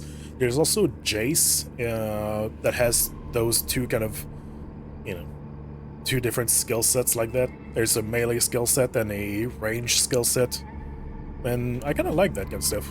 Yeah, I kind of like that kind of transformative, kind of different forms kind of a thing. Yeah, I like it. I like that.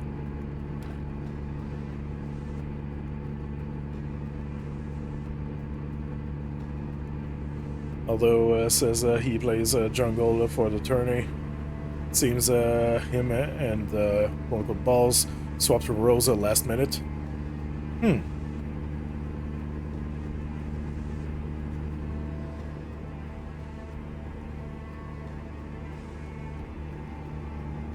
Yeah, maybe.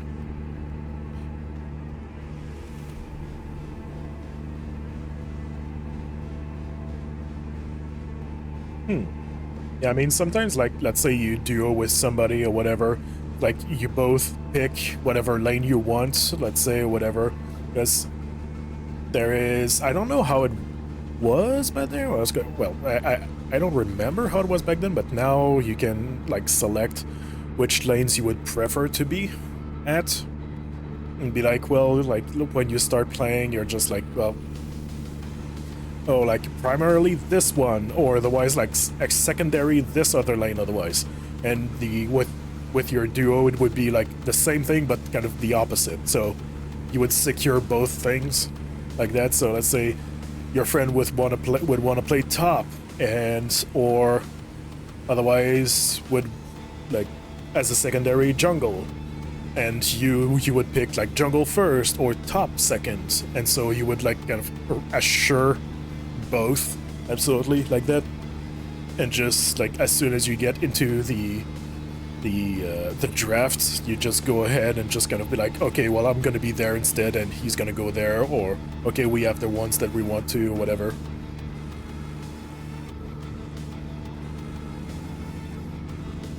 That was something that pretty much everybody was doing.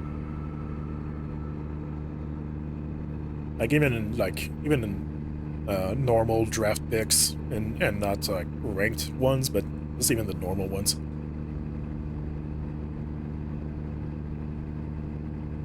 Pretty much everybody's fucking doing that when they duo.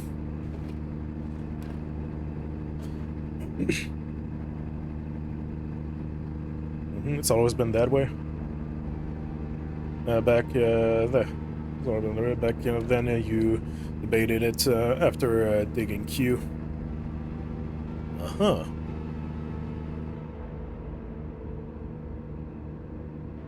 But with teams, you knew who was doing what. Yeah, for sure. Yeah.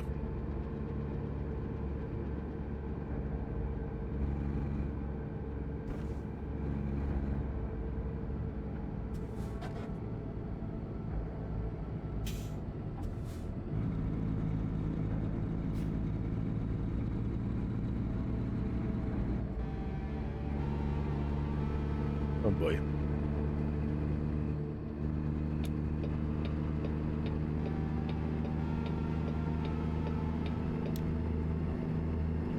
Yeah.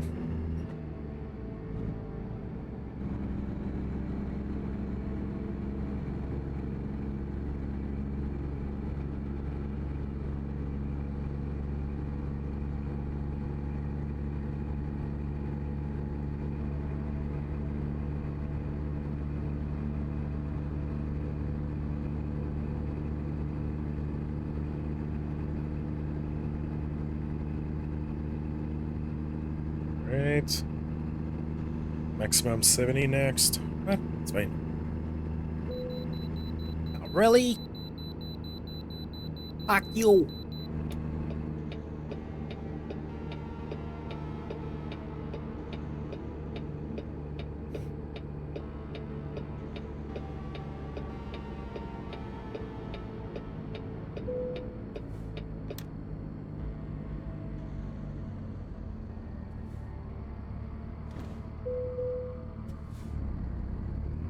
There we go.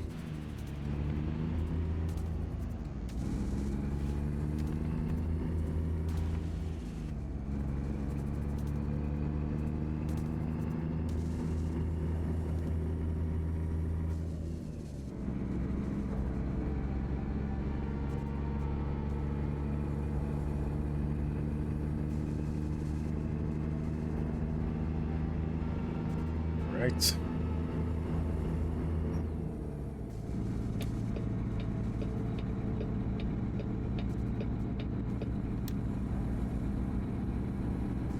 Good.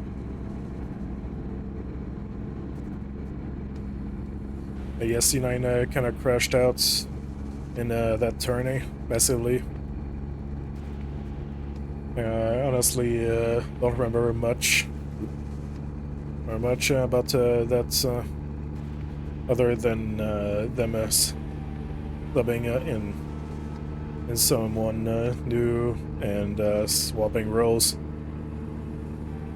a bit before the final bracket that get televised.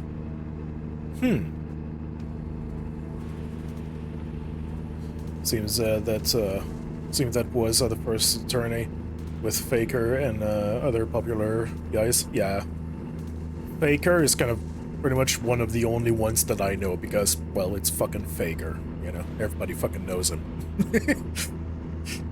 Yeah.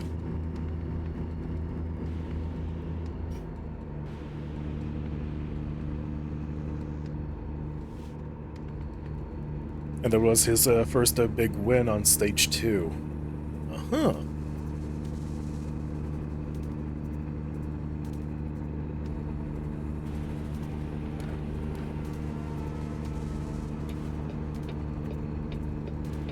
Nice. Yeah, Baker did, retired from, professional play. But yeah, he's kind of the one that won the most, like, major tourneys like that, like global tourneys, right? Like official tourneys, I mean, or something like that.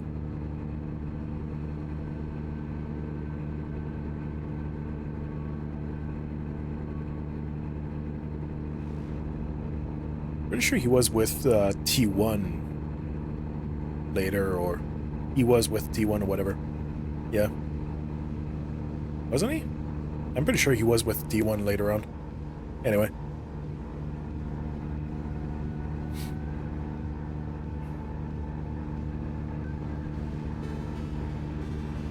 That was his first year with T1? Ah.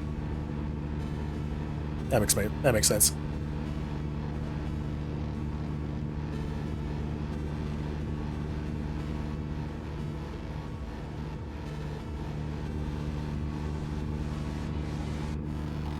Mm-hmm.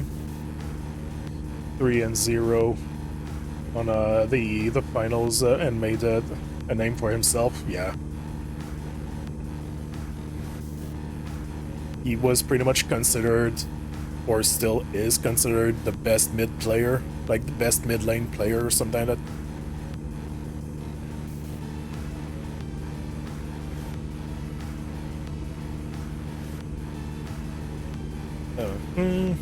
And because of how the servers worked back then, never got a chance to play against him. The Korean guys were on their own servers. I mean, I'm pretty sure it's still the case, to be honest. Like, they're kind of, you know, they have the, like, Korean servers, there's Chinese servers, there's, you know, that kind of stuff.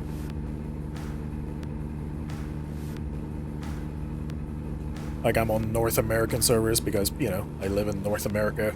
So, not gonna play on fucking EU servers just to fucking end up with, like, fucking 300, fucking 500 ping. Fuck that. Oh boy. And also, why the fuck would I play on fucking EU when I can play on NA instead? Anyway.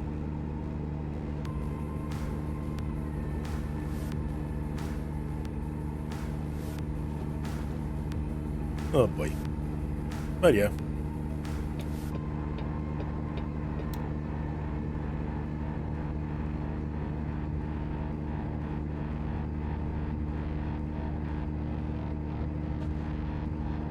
Oh boy.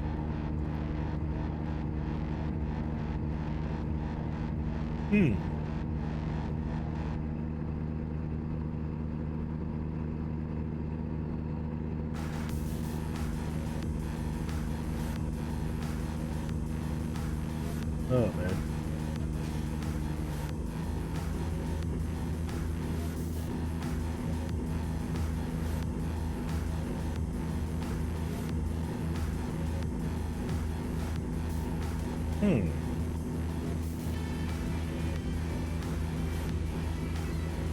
But yeah, the finals, I would say the finals are always fun to watch. Yeah, the finals are pretty fun to watch, though. Yeah, they're pretty fun to watch.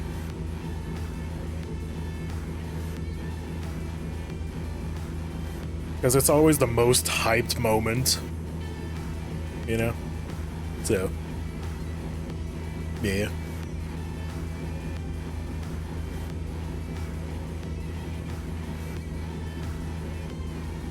They're fun to watch. I haven't watched any finals in so fucking long, though.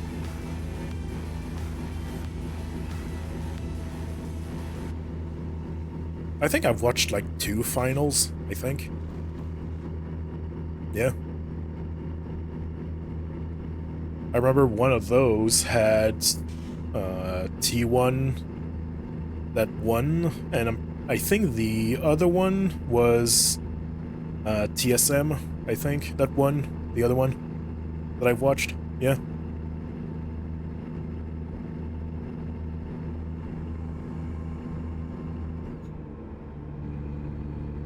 I didn't watch them. All the teams had good relations with got good relations with got knocked out super quickly, super quick. That was the year of Asia stomping everyone. Yeah, fair. Yeah, pretty fair.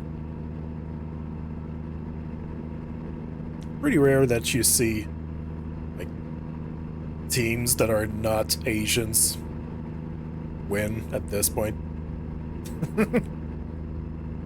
But yeah. I mean, except like CS, which you see a lot of Europeans win, and also North Americans too. But yeah.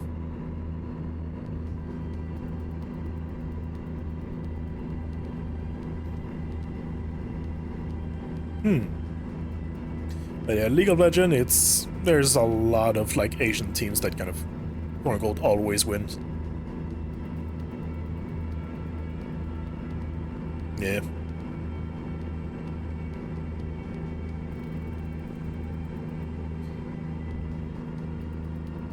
It's fun to watch, to cheer on people you've played a lot with. It's not fun when everyone is when everyone is players from another server you've had zero interaction with. Yeah, I guess that's fair. That's fair.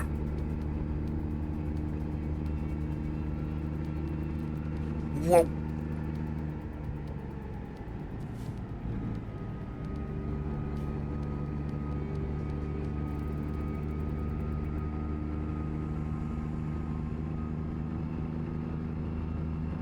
Oh boy. Yeah.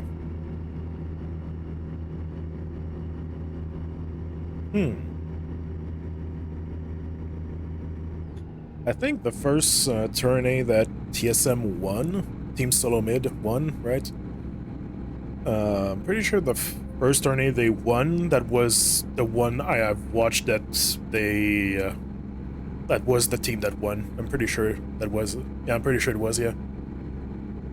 It was like kind of one of the two finals that I watched. Pretty sure it was.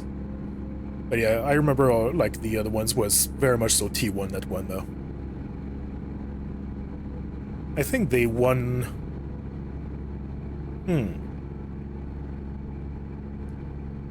I think the score that T1 won was like 3-1, I think. Yeah, I think it was 3-1, yeah. TSM, I think it was 3-2.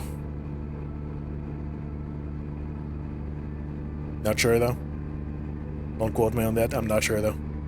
I think it might have been, or very close to it, or it was about to be, or anyway. Yeah.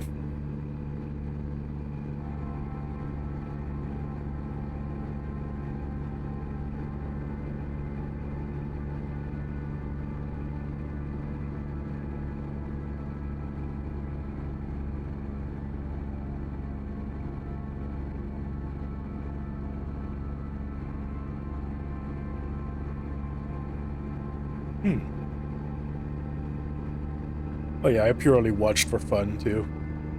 And it was also kind of interesting to see the way like they worked together and the way they played and stuff like that. It was fun to see. Felt different than whatever fucking like random matches you get, you know, in like quick play kind of thing. So yeah, I guess there's that too. Yeah.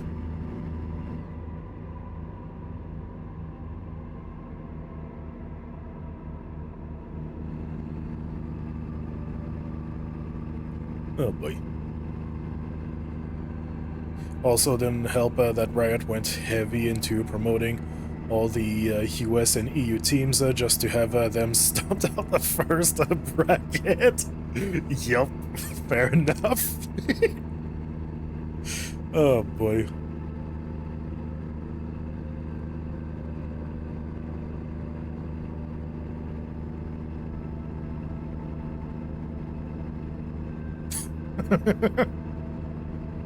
Yeah, it's usually like that with League of Legends, yeah. I mean, that and Rocket League, to be honest. Even though I've never watched Rocket League, I just, like, often see, like, Korean teams or, like, Chinese team or whatever fucking win every time. It's like, it just sometimes, like, pop up on my feed on Twitter or whatever. It's like, oh, this team and, like, this game fucking won. I'm just like, yeah, not surprised. Oh, boy.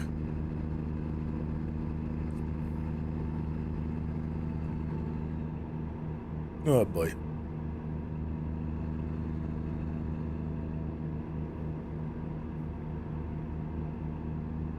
Oh, man. But yeah. It's just, you know, it's different. It's different than the usual kind of match you do, and so heavily coordinated stuff like this, and just like kind of eye skills stuff in comparison to what what I was used to and stuff like that. So it's just like, yeah, it was kind of nice to see.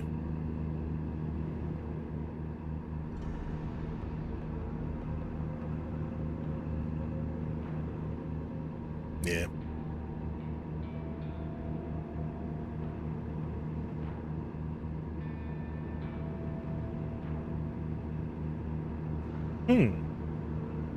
Kind of makes me think now that about TSM. How many tourneys did they win?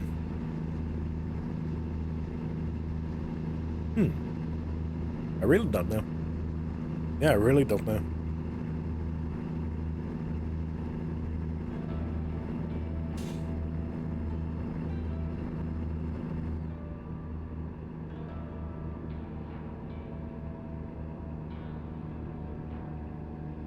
I mean, they at least won one of them at least, so there you go. That's for sure. They put C9 and Fnatic on on every promo photos just to have them sat on. Yeah. Oh boy.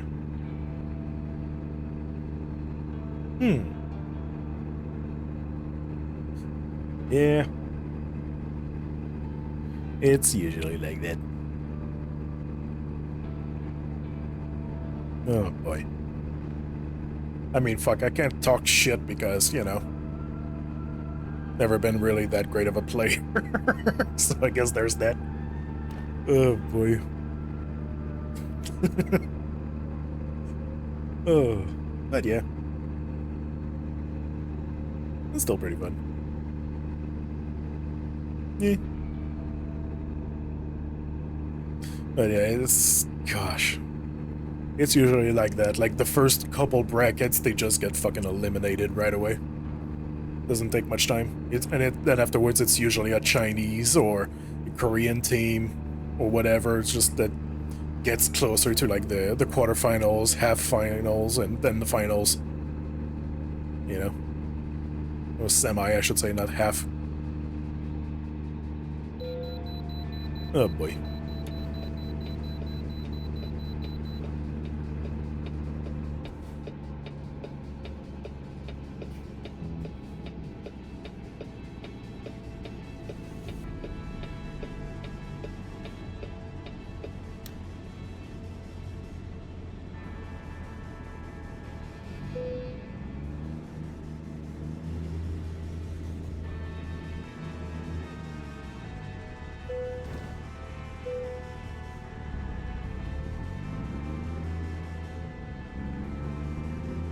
Yeah, I mean, C9 is not that bad, to be honest. Like, they're not bad.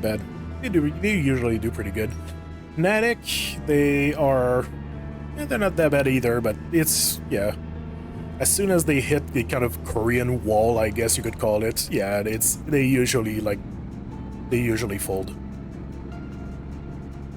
Usually. I think it was only the one. TSM always lost it to C9 badly. C9 usually stole their spots in the big tourney.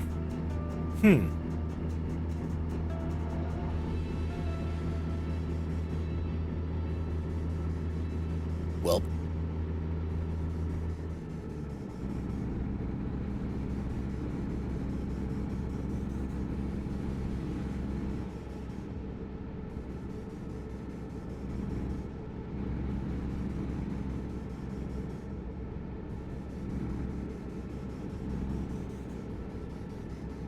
Well, at least I saw it.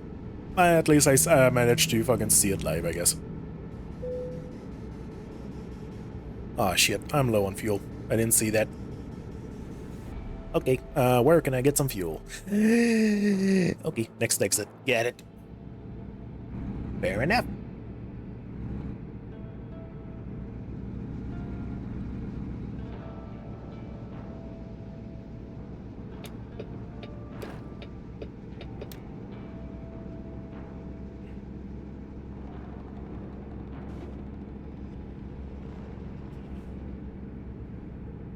Come on, sir. Come on, move.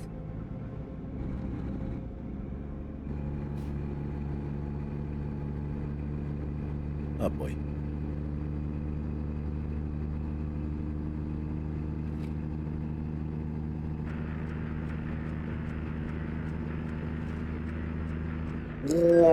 Sorry.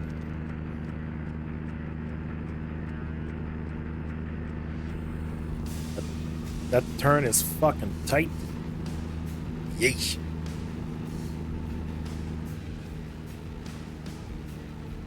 Come on, accelerate. The 75 zone. Not 35. Jeez. Anyway.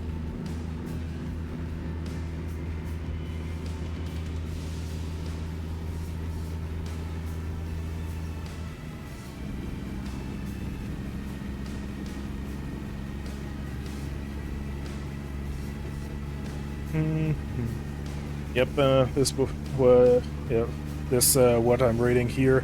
Season 2 got wiped by C9. Season 3 got wiped by C9. Season 4 got thoroughly wiped by C9, etc. Oh boy. Yeah, that's what I said. Like, C9 is not bad. Like, they're actually pretty good, but yeah, still. Oh boy.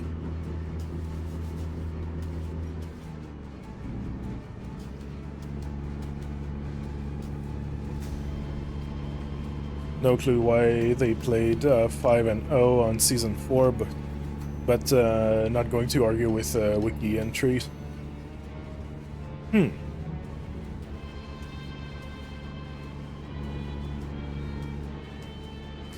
yeah, losing 5 matches in a row like that had to be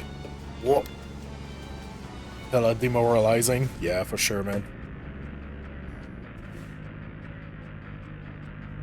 Yeesh. Okay. Let's wait there.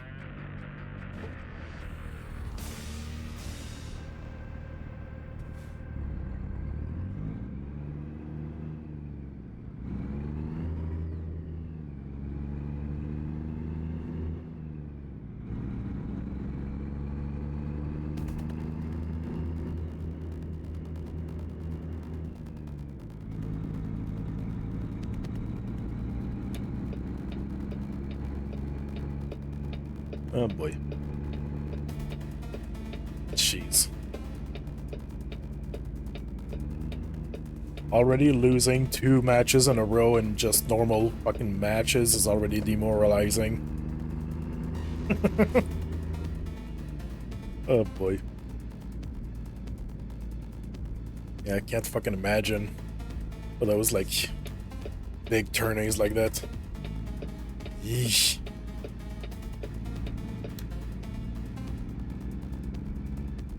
That would be painful as fuck, man.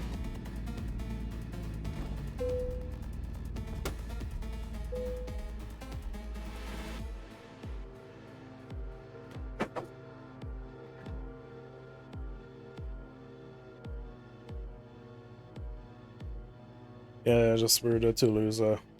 Those matches are always a best of 5, so 3 wins with all it takes. Is all it takes, yeah. They say lost 5 there, so probably some goofy S4 changes that never stuck. Never stuck where they did a best of 9. That'd be weird, though. That'd be a weird thing to do, though. Best of 9. Best guess, Riot was trying to give other regions a fighting chance by letting them play more games and learn their Asian opponent better. But that's too many damn matches in advance. Yeah, literally. That's a fuck ton of it. That's just way too much. Like 5 matches in a row is already a lot. Like, yeah.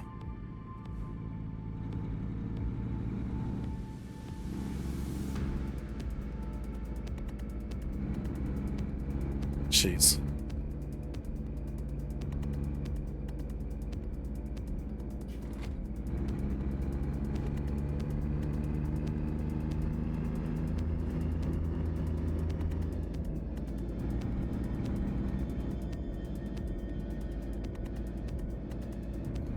Five at most. But imagine a full 9 dragging out is just silly. Yeah. Dude, you would be fucking exhausted afterwards. Especially in, like, you know, highly, like, competitive, high skill kind of games like this. High sweat. It's like, man, fuck that. Fuck that. That'd be fucking tiring. Fucking 9 of those. Fuck that shit, man.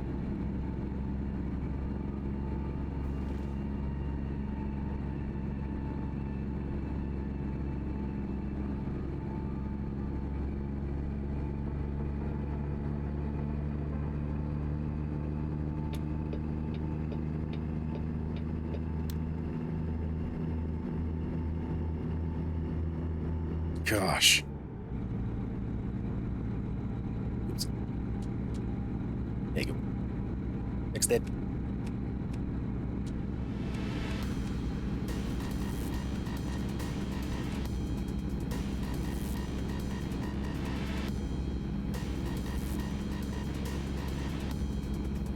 Oh, boy.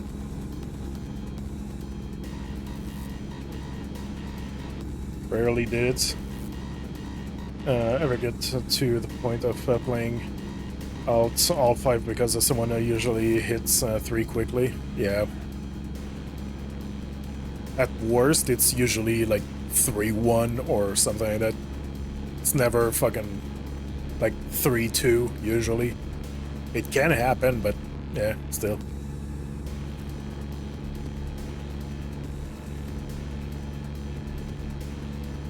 Doesn't, yeah, really doesn't always happen.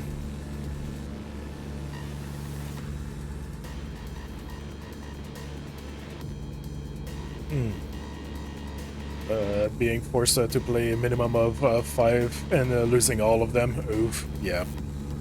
Very much a big goddamn oof. Oof. Yeah, very much so. Very much so. Gosh.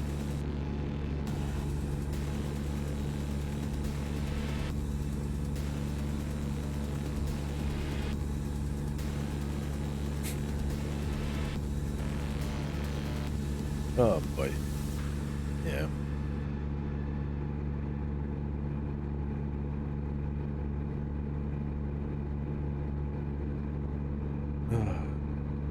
I suspect by the 3rd loss in a row, they just kind of said, fuck it, and picked the troll picks. Yeah, probably. Probably.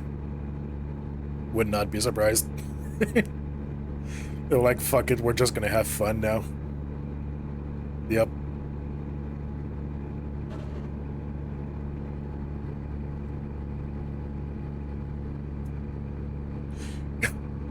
God, I think the biggest troll pick that I've ever done, I'm pretty sure I've already said it before, but it's like, I was playing Ashe, and my friend was playing Braum. Or Brome, whatever. Braum. I'm pretty sure that's what it is. And it's like, I was playing Ashe, but I was the support and tank. And he was Braum, but he was playing ADC. It's like, yeah. that's kind of the biggest troll that I've done with one of my friends. That was fucking silly, but somehow we've, like, I think we almost won, or, yeah, I'm pretty sure we almost won the match. We didn't, but we almost did. That was pretty close. Yeah.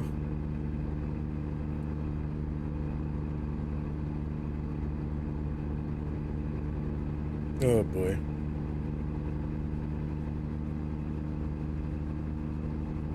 Assuming season 4 was the same guys. Yeah, I could totally see them doing that. Yeah, probably. Oh boy. Whoa, I got turned here. Oh boy. Okay.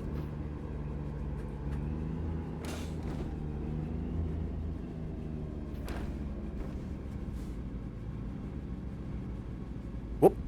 Truck just disappeared. Okay. Fair enough.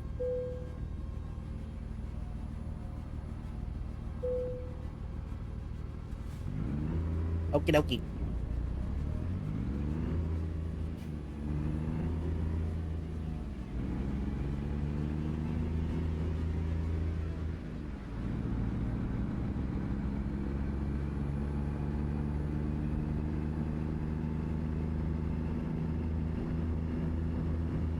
You. Yeah, really? Fuck you.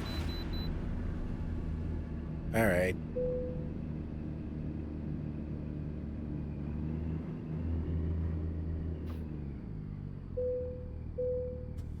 There you go, happy.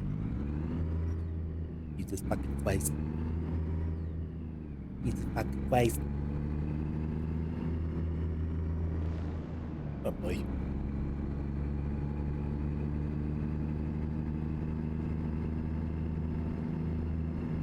Three of those five guys that were total trolls.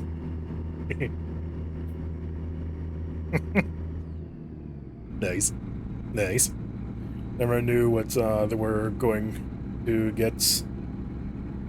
What you were going to get in queue when you saw their name pop up. Oh boy. Oops. Damn it. There you go. 50-50 chance of a Cirrus pick or Goober pick.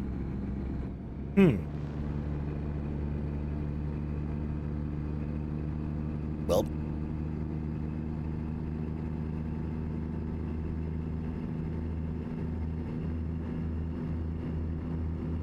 Oh boy. What was the usual troll pick they would do?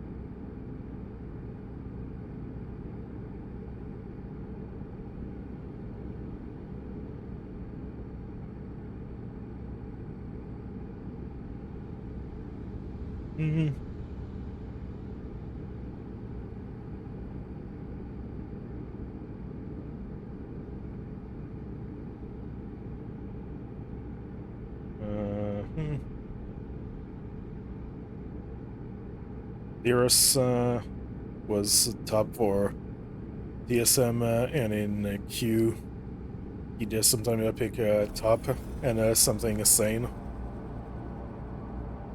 Sometimes he'd take jungle and you'd end up with something silly like Emo or Blitzcrank.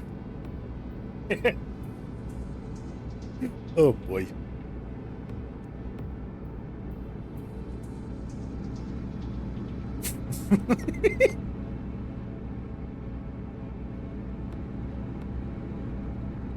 My best guess is since they played far more than most people, they recognize names better, and picked the stupid shit when they knew it was an easy win. Yeah, I could see that. I could see that. Would not be surprised. Yeah, for sure. It's like, oh, okay, they have this and this player who are like a lot more serious and shit. And then they have this and this player that's like, okay, like those, like, yeah, probably not, whatever, or just don't recognize the name, and also just like, oh, yeah, okay, yeah, it's a lot safer to just fucking, like, fucking throw shit to the wall and just have fun. Kind of a thing. Yeah, I could see that. Yeah, I could see that.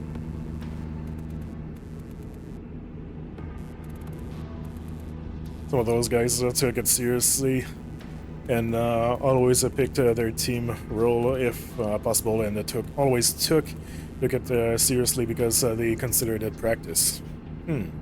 Yeah, for sure. Yeah. But there were a few guys, like half of TSM, that just had fun with quote-unquote practice. Yeah. Oh boy.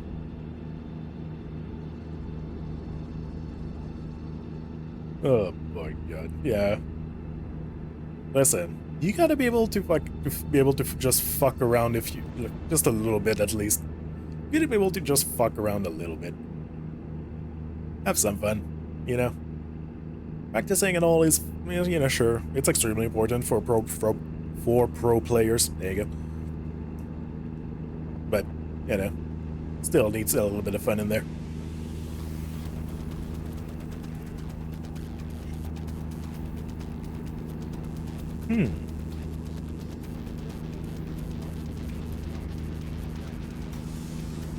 Oh boy.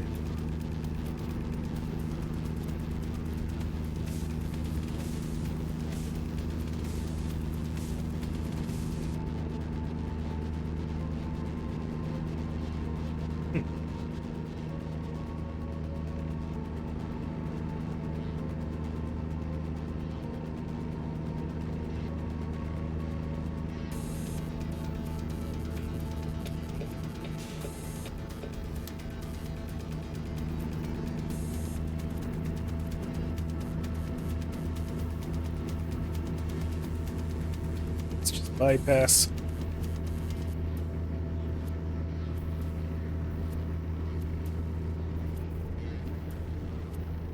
There you go.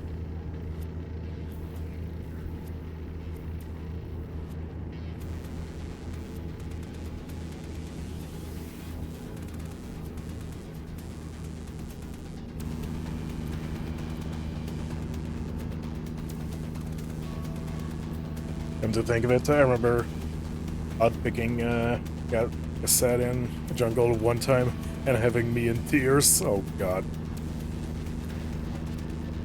What did you do? Okay, first, why? Second, I want to hear it.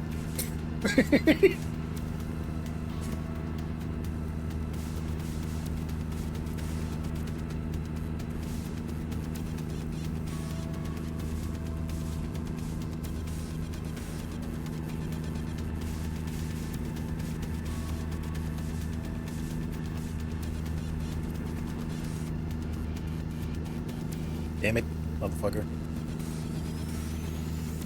I'm passing.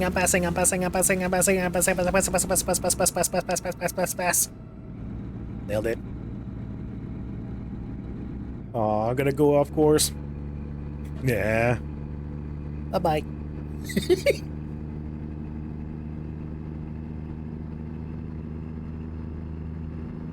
God, I would have the cops on my ass if I would do that in real life.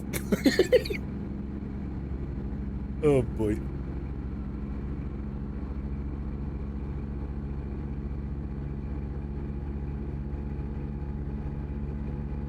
But now I got a nice clear highway though. Oh boy.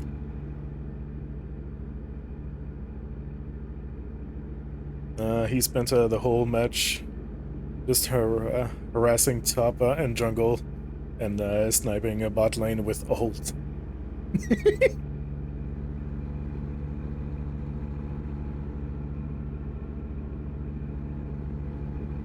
Oh boy.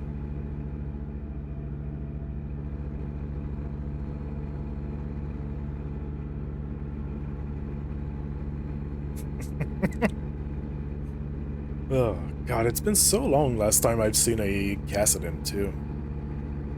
It's been so long.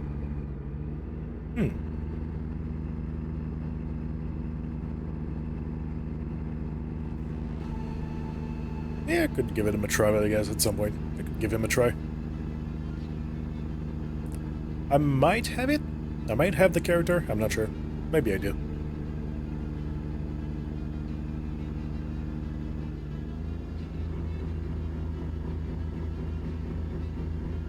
Yeah, pretty sure I do. Pretty sure I do have the character. Yeah, pretty sure I do.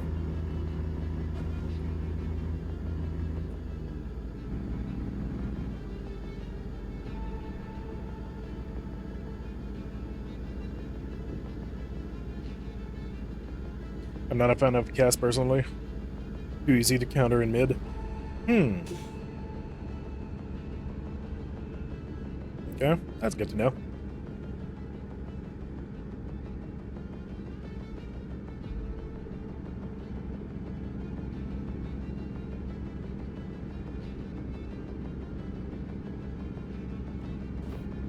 Same with Vagar and a few other mid picks.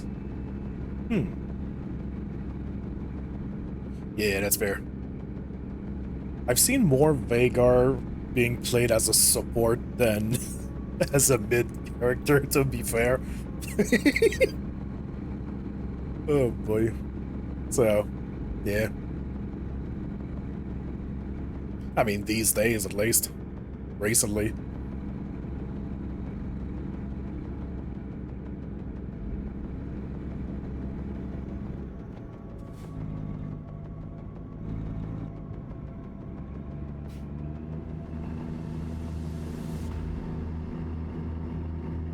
I mean, I'm also playing fucking Swift plays, so people really are just, you know, not being serious at all too, so I guess there's that too.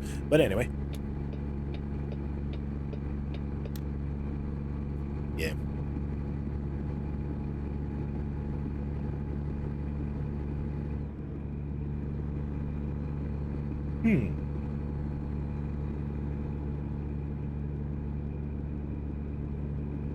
Yeah, if I play mid, I usually play with something like,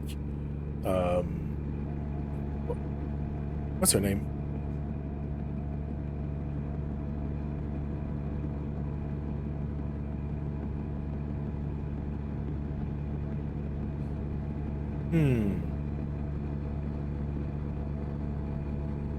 Yeah, I forgot the name of the character. Oh yeah, it's Lissandra. There you go. Lissandra. Yeah, I play with Lissandra, with Ziggs. When I go mid, that's usually my two-go characters. Go-to characters, I should say. For mid. Yeah. Especially Ziggs. I love Ziggs. He's fun to play.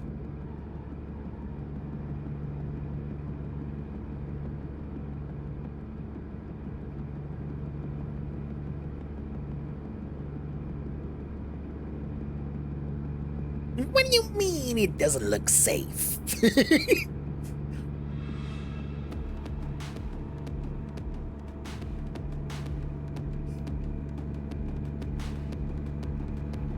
Oh boy.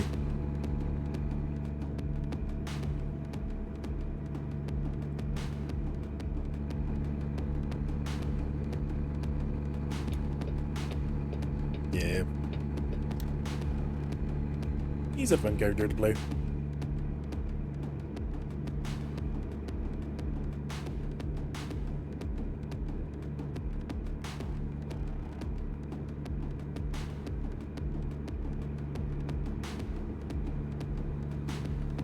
Oh boy.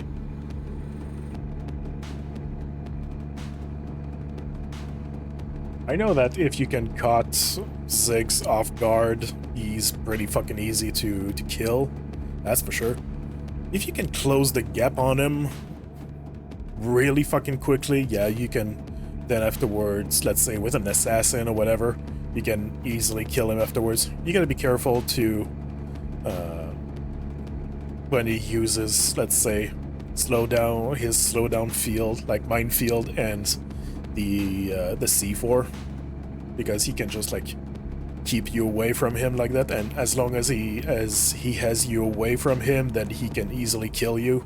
But if you can close the gap, then he's fucking dead. So there's that for sure.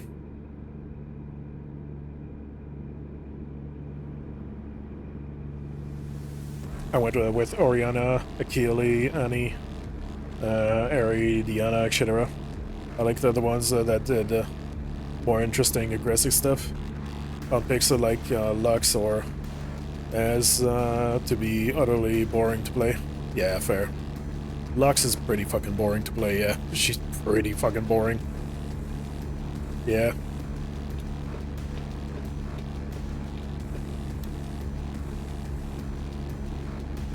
Yeah. Aerie, I'm just like, I'm fucking garbage at her. Like I played her in Aram on stream, and I played her like maybe another time before, and that was it. Like yeah, I'm fucking garbage with her. So, yeah. Orianna? I'm not even sure if I've ever played Orianna. Maybe once, but I'm not sure.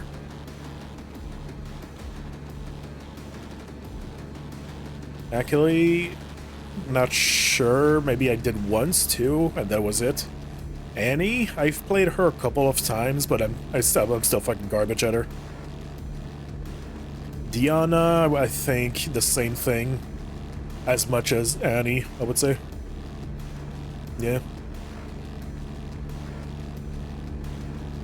Orianna is god tier if you get good with her. Yeah. When you get against a good Orianna, man, she can fucking delete you real fast. That's just... Yeah, I've experienced it against an Orianna and by playing with an Orianna. Yeah. Yep.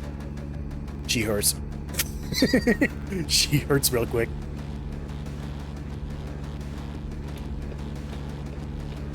Oh boy.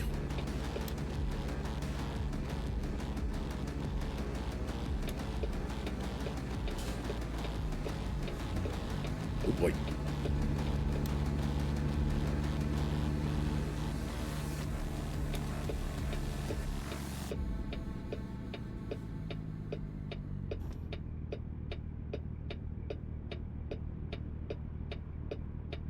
Not just that, but she has a mobile ward.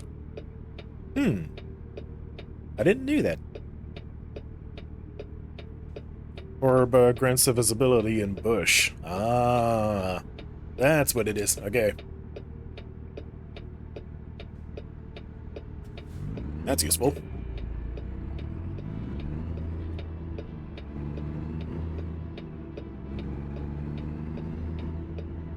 Damn it. Fucking red light. Oh boy. And once you get a few level in, that orb is almost spammable. Yeah, I would have to try her out at some point. I definitely would have to try her out at some point.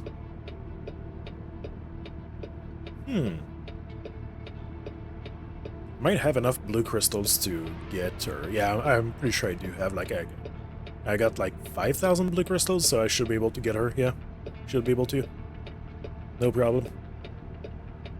It's always better if I get a character shard to be able to get it on the discount. That's for sure. It's always better, but yeah, I guess we'll see.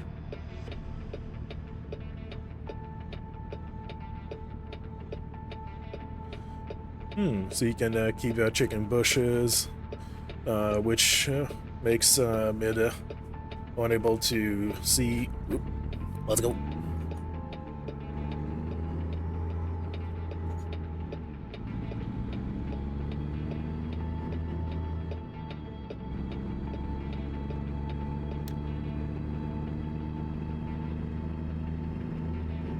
Yeah, perfect. Able to see the orb without a ward.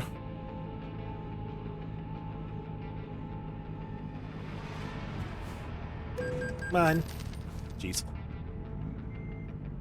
Move! Come on, we're gonna miss the light if you don't move. Thank you.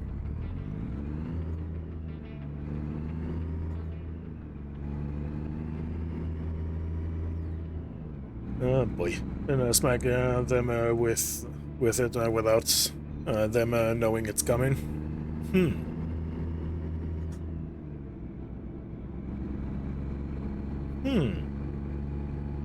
That's useful. That's pretty useful.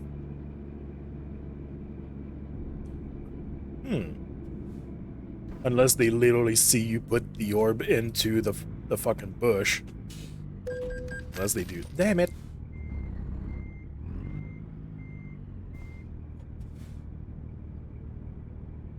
Don't fucking back on me, you motherfucker.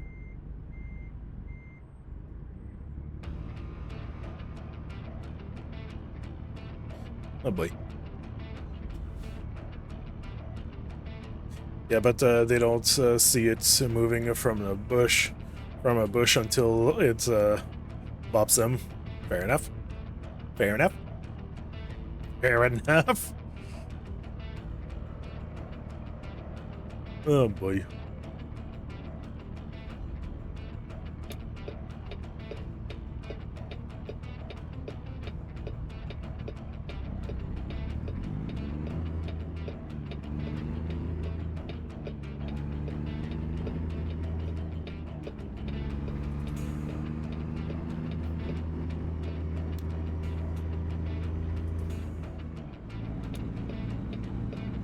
Oh man. But yeah, I should try her out at some point. That could be fun.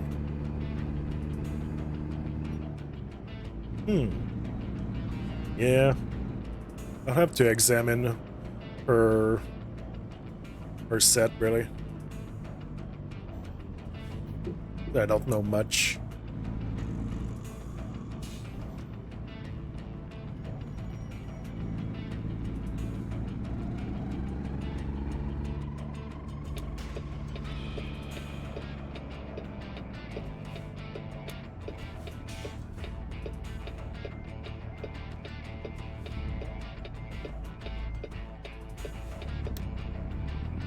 Yep.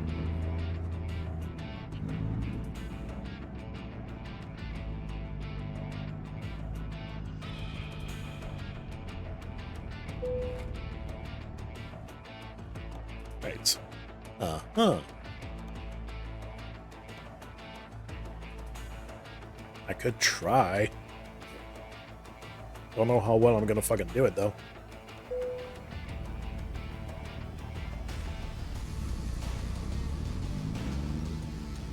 Right.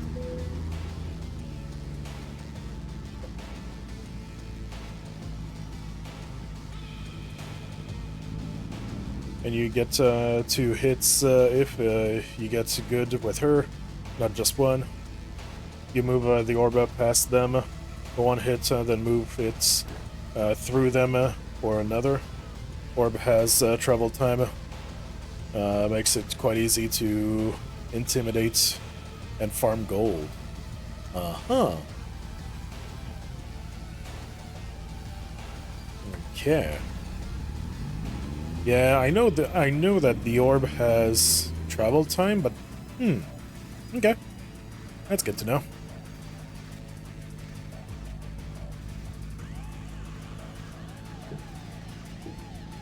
Where do I have to park it? Right there. Okay. Get as close as I can if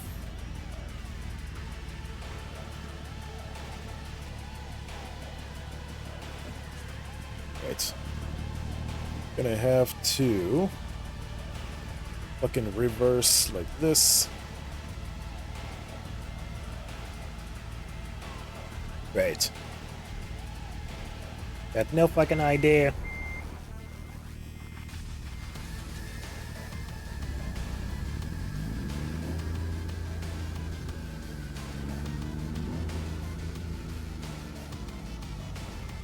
There you go.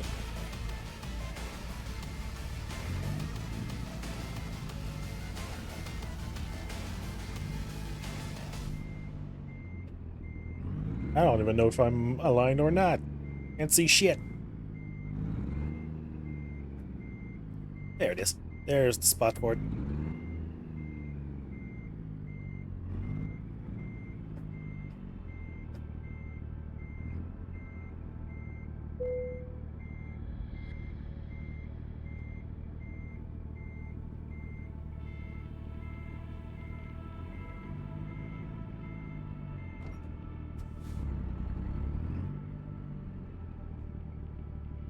Uh-huh.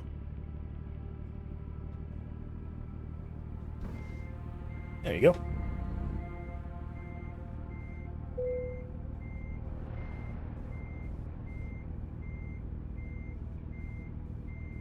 It is slightly on this side. I can equalize.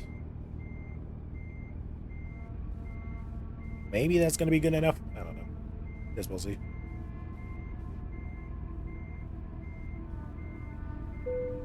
Yep. There you go.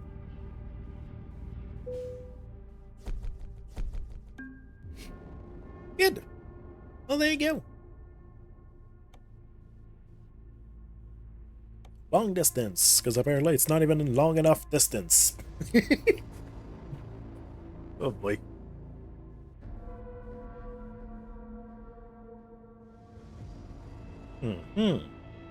A few items in and you can clear an entire mob group in seconds and get all the last hit with it.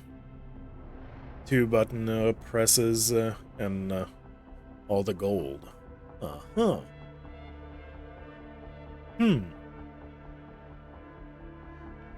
Yeah, I think it's Syndra also that's kind of like that too. You can manipulate your orbs too and just kind of play with it. You can intimidate with that and just kind of do that kind of shit with it too. With Syndra. Yeah.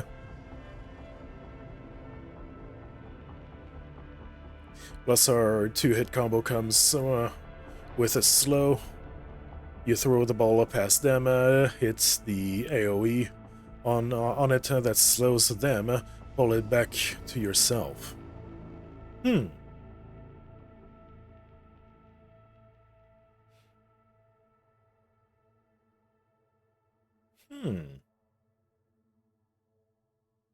Yeah, that makes a lot of sense.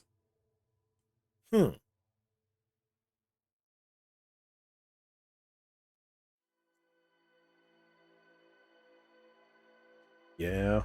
Because Syndra, I know you can kind of spawn some orbs, you can then pick up your orb that you spawn and just kind of replace it somewhere, kind of swing it in another, in some place afterwards.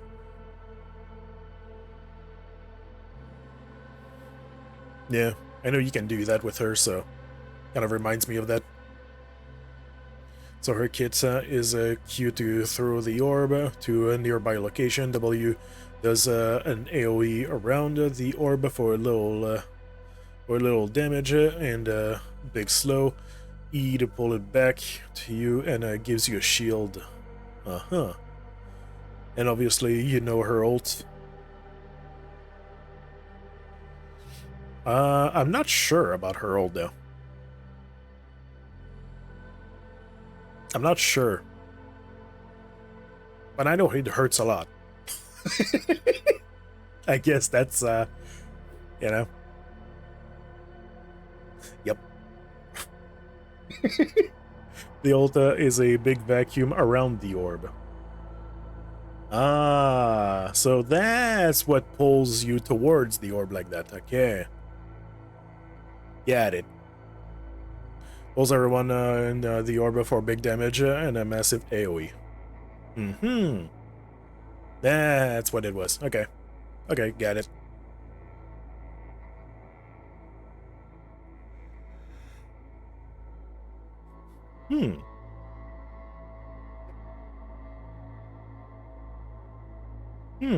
Okay.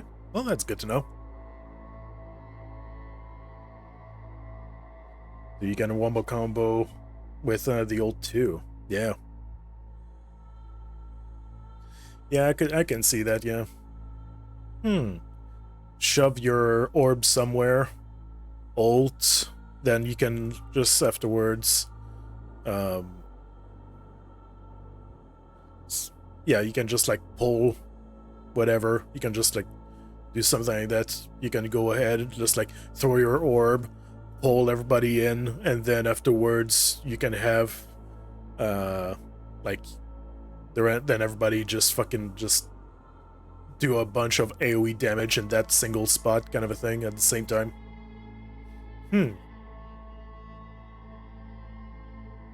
Like Ziggs. For example, Ziggs ults, you just like ult in one spot, she pulls everybody like towards it, like claw, it just gets fucking nuked. That could be a fun thing to do. That could be a fun thing to do.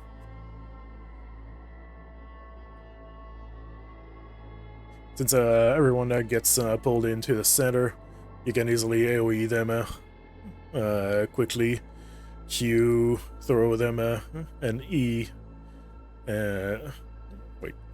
Quick Q, throw them, and E it back to you for more damage. Yeah.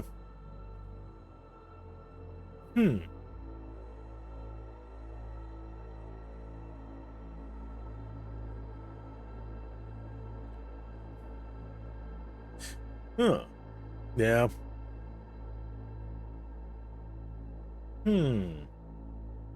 Yeah, I would really have to give her a try, though.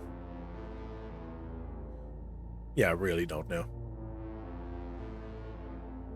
Really don't know how it feels to play her, so I would really much so have to give it a try.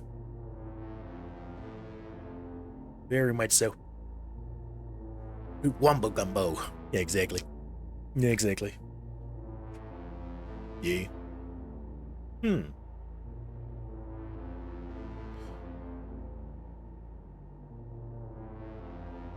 Oh boy. But yeah, anyway.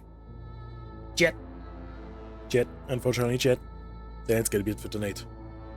Yeah, unfortunately, that's gonna be it for tonight. Hopefully you guys have a wonderful night, wonderful evening, day, morning, wherever you are. Please take good care of yourself. Please take good care of each other. I will see you guys back tomorrow at 7:30 p.m. ET as usual. But until then, Jet, have a good one. Bye. Wait, wrong button. Bye. There you go.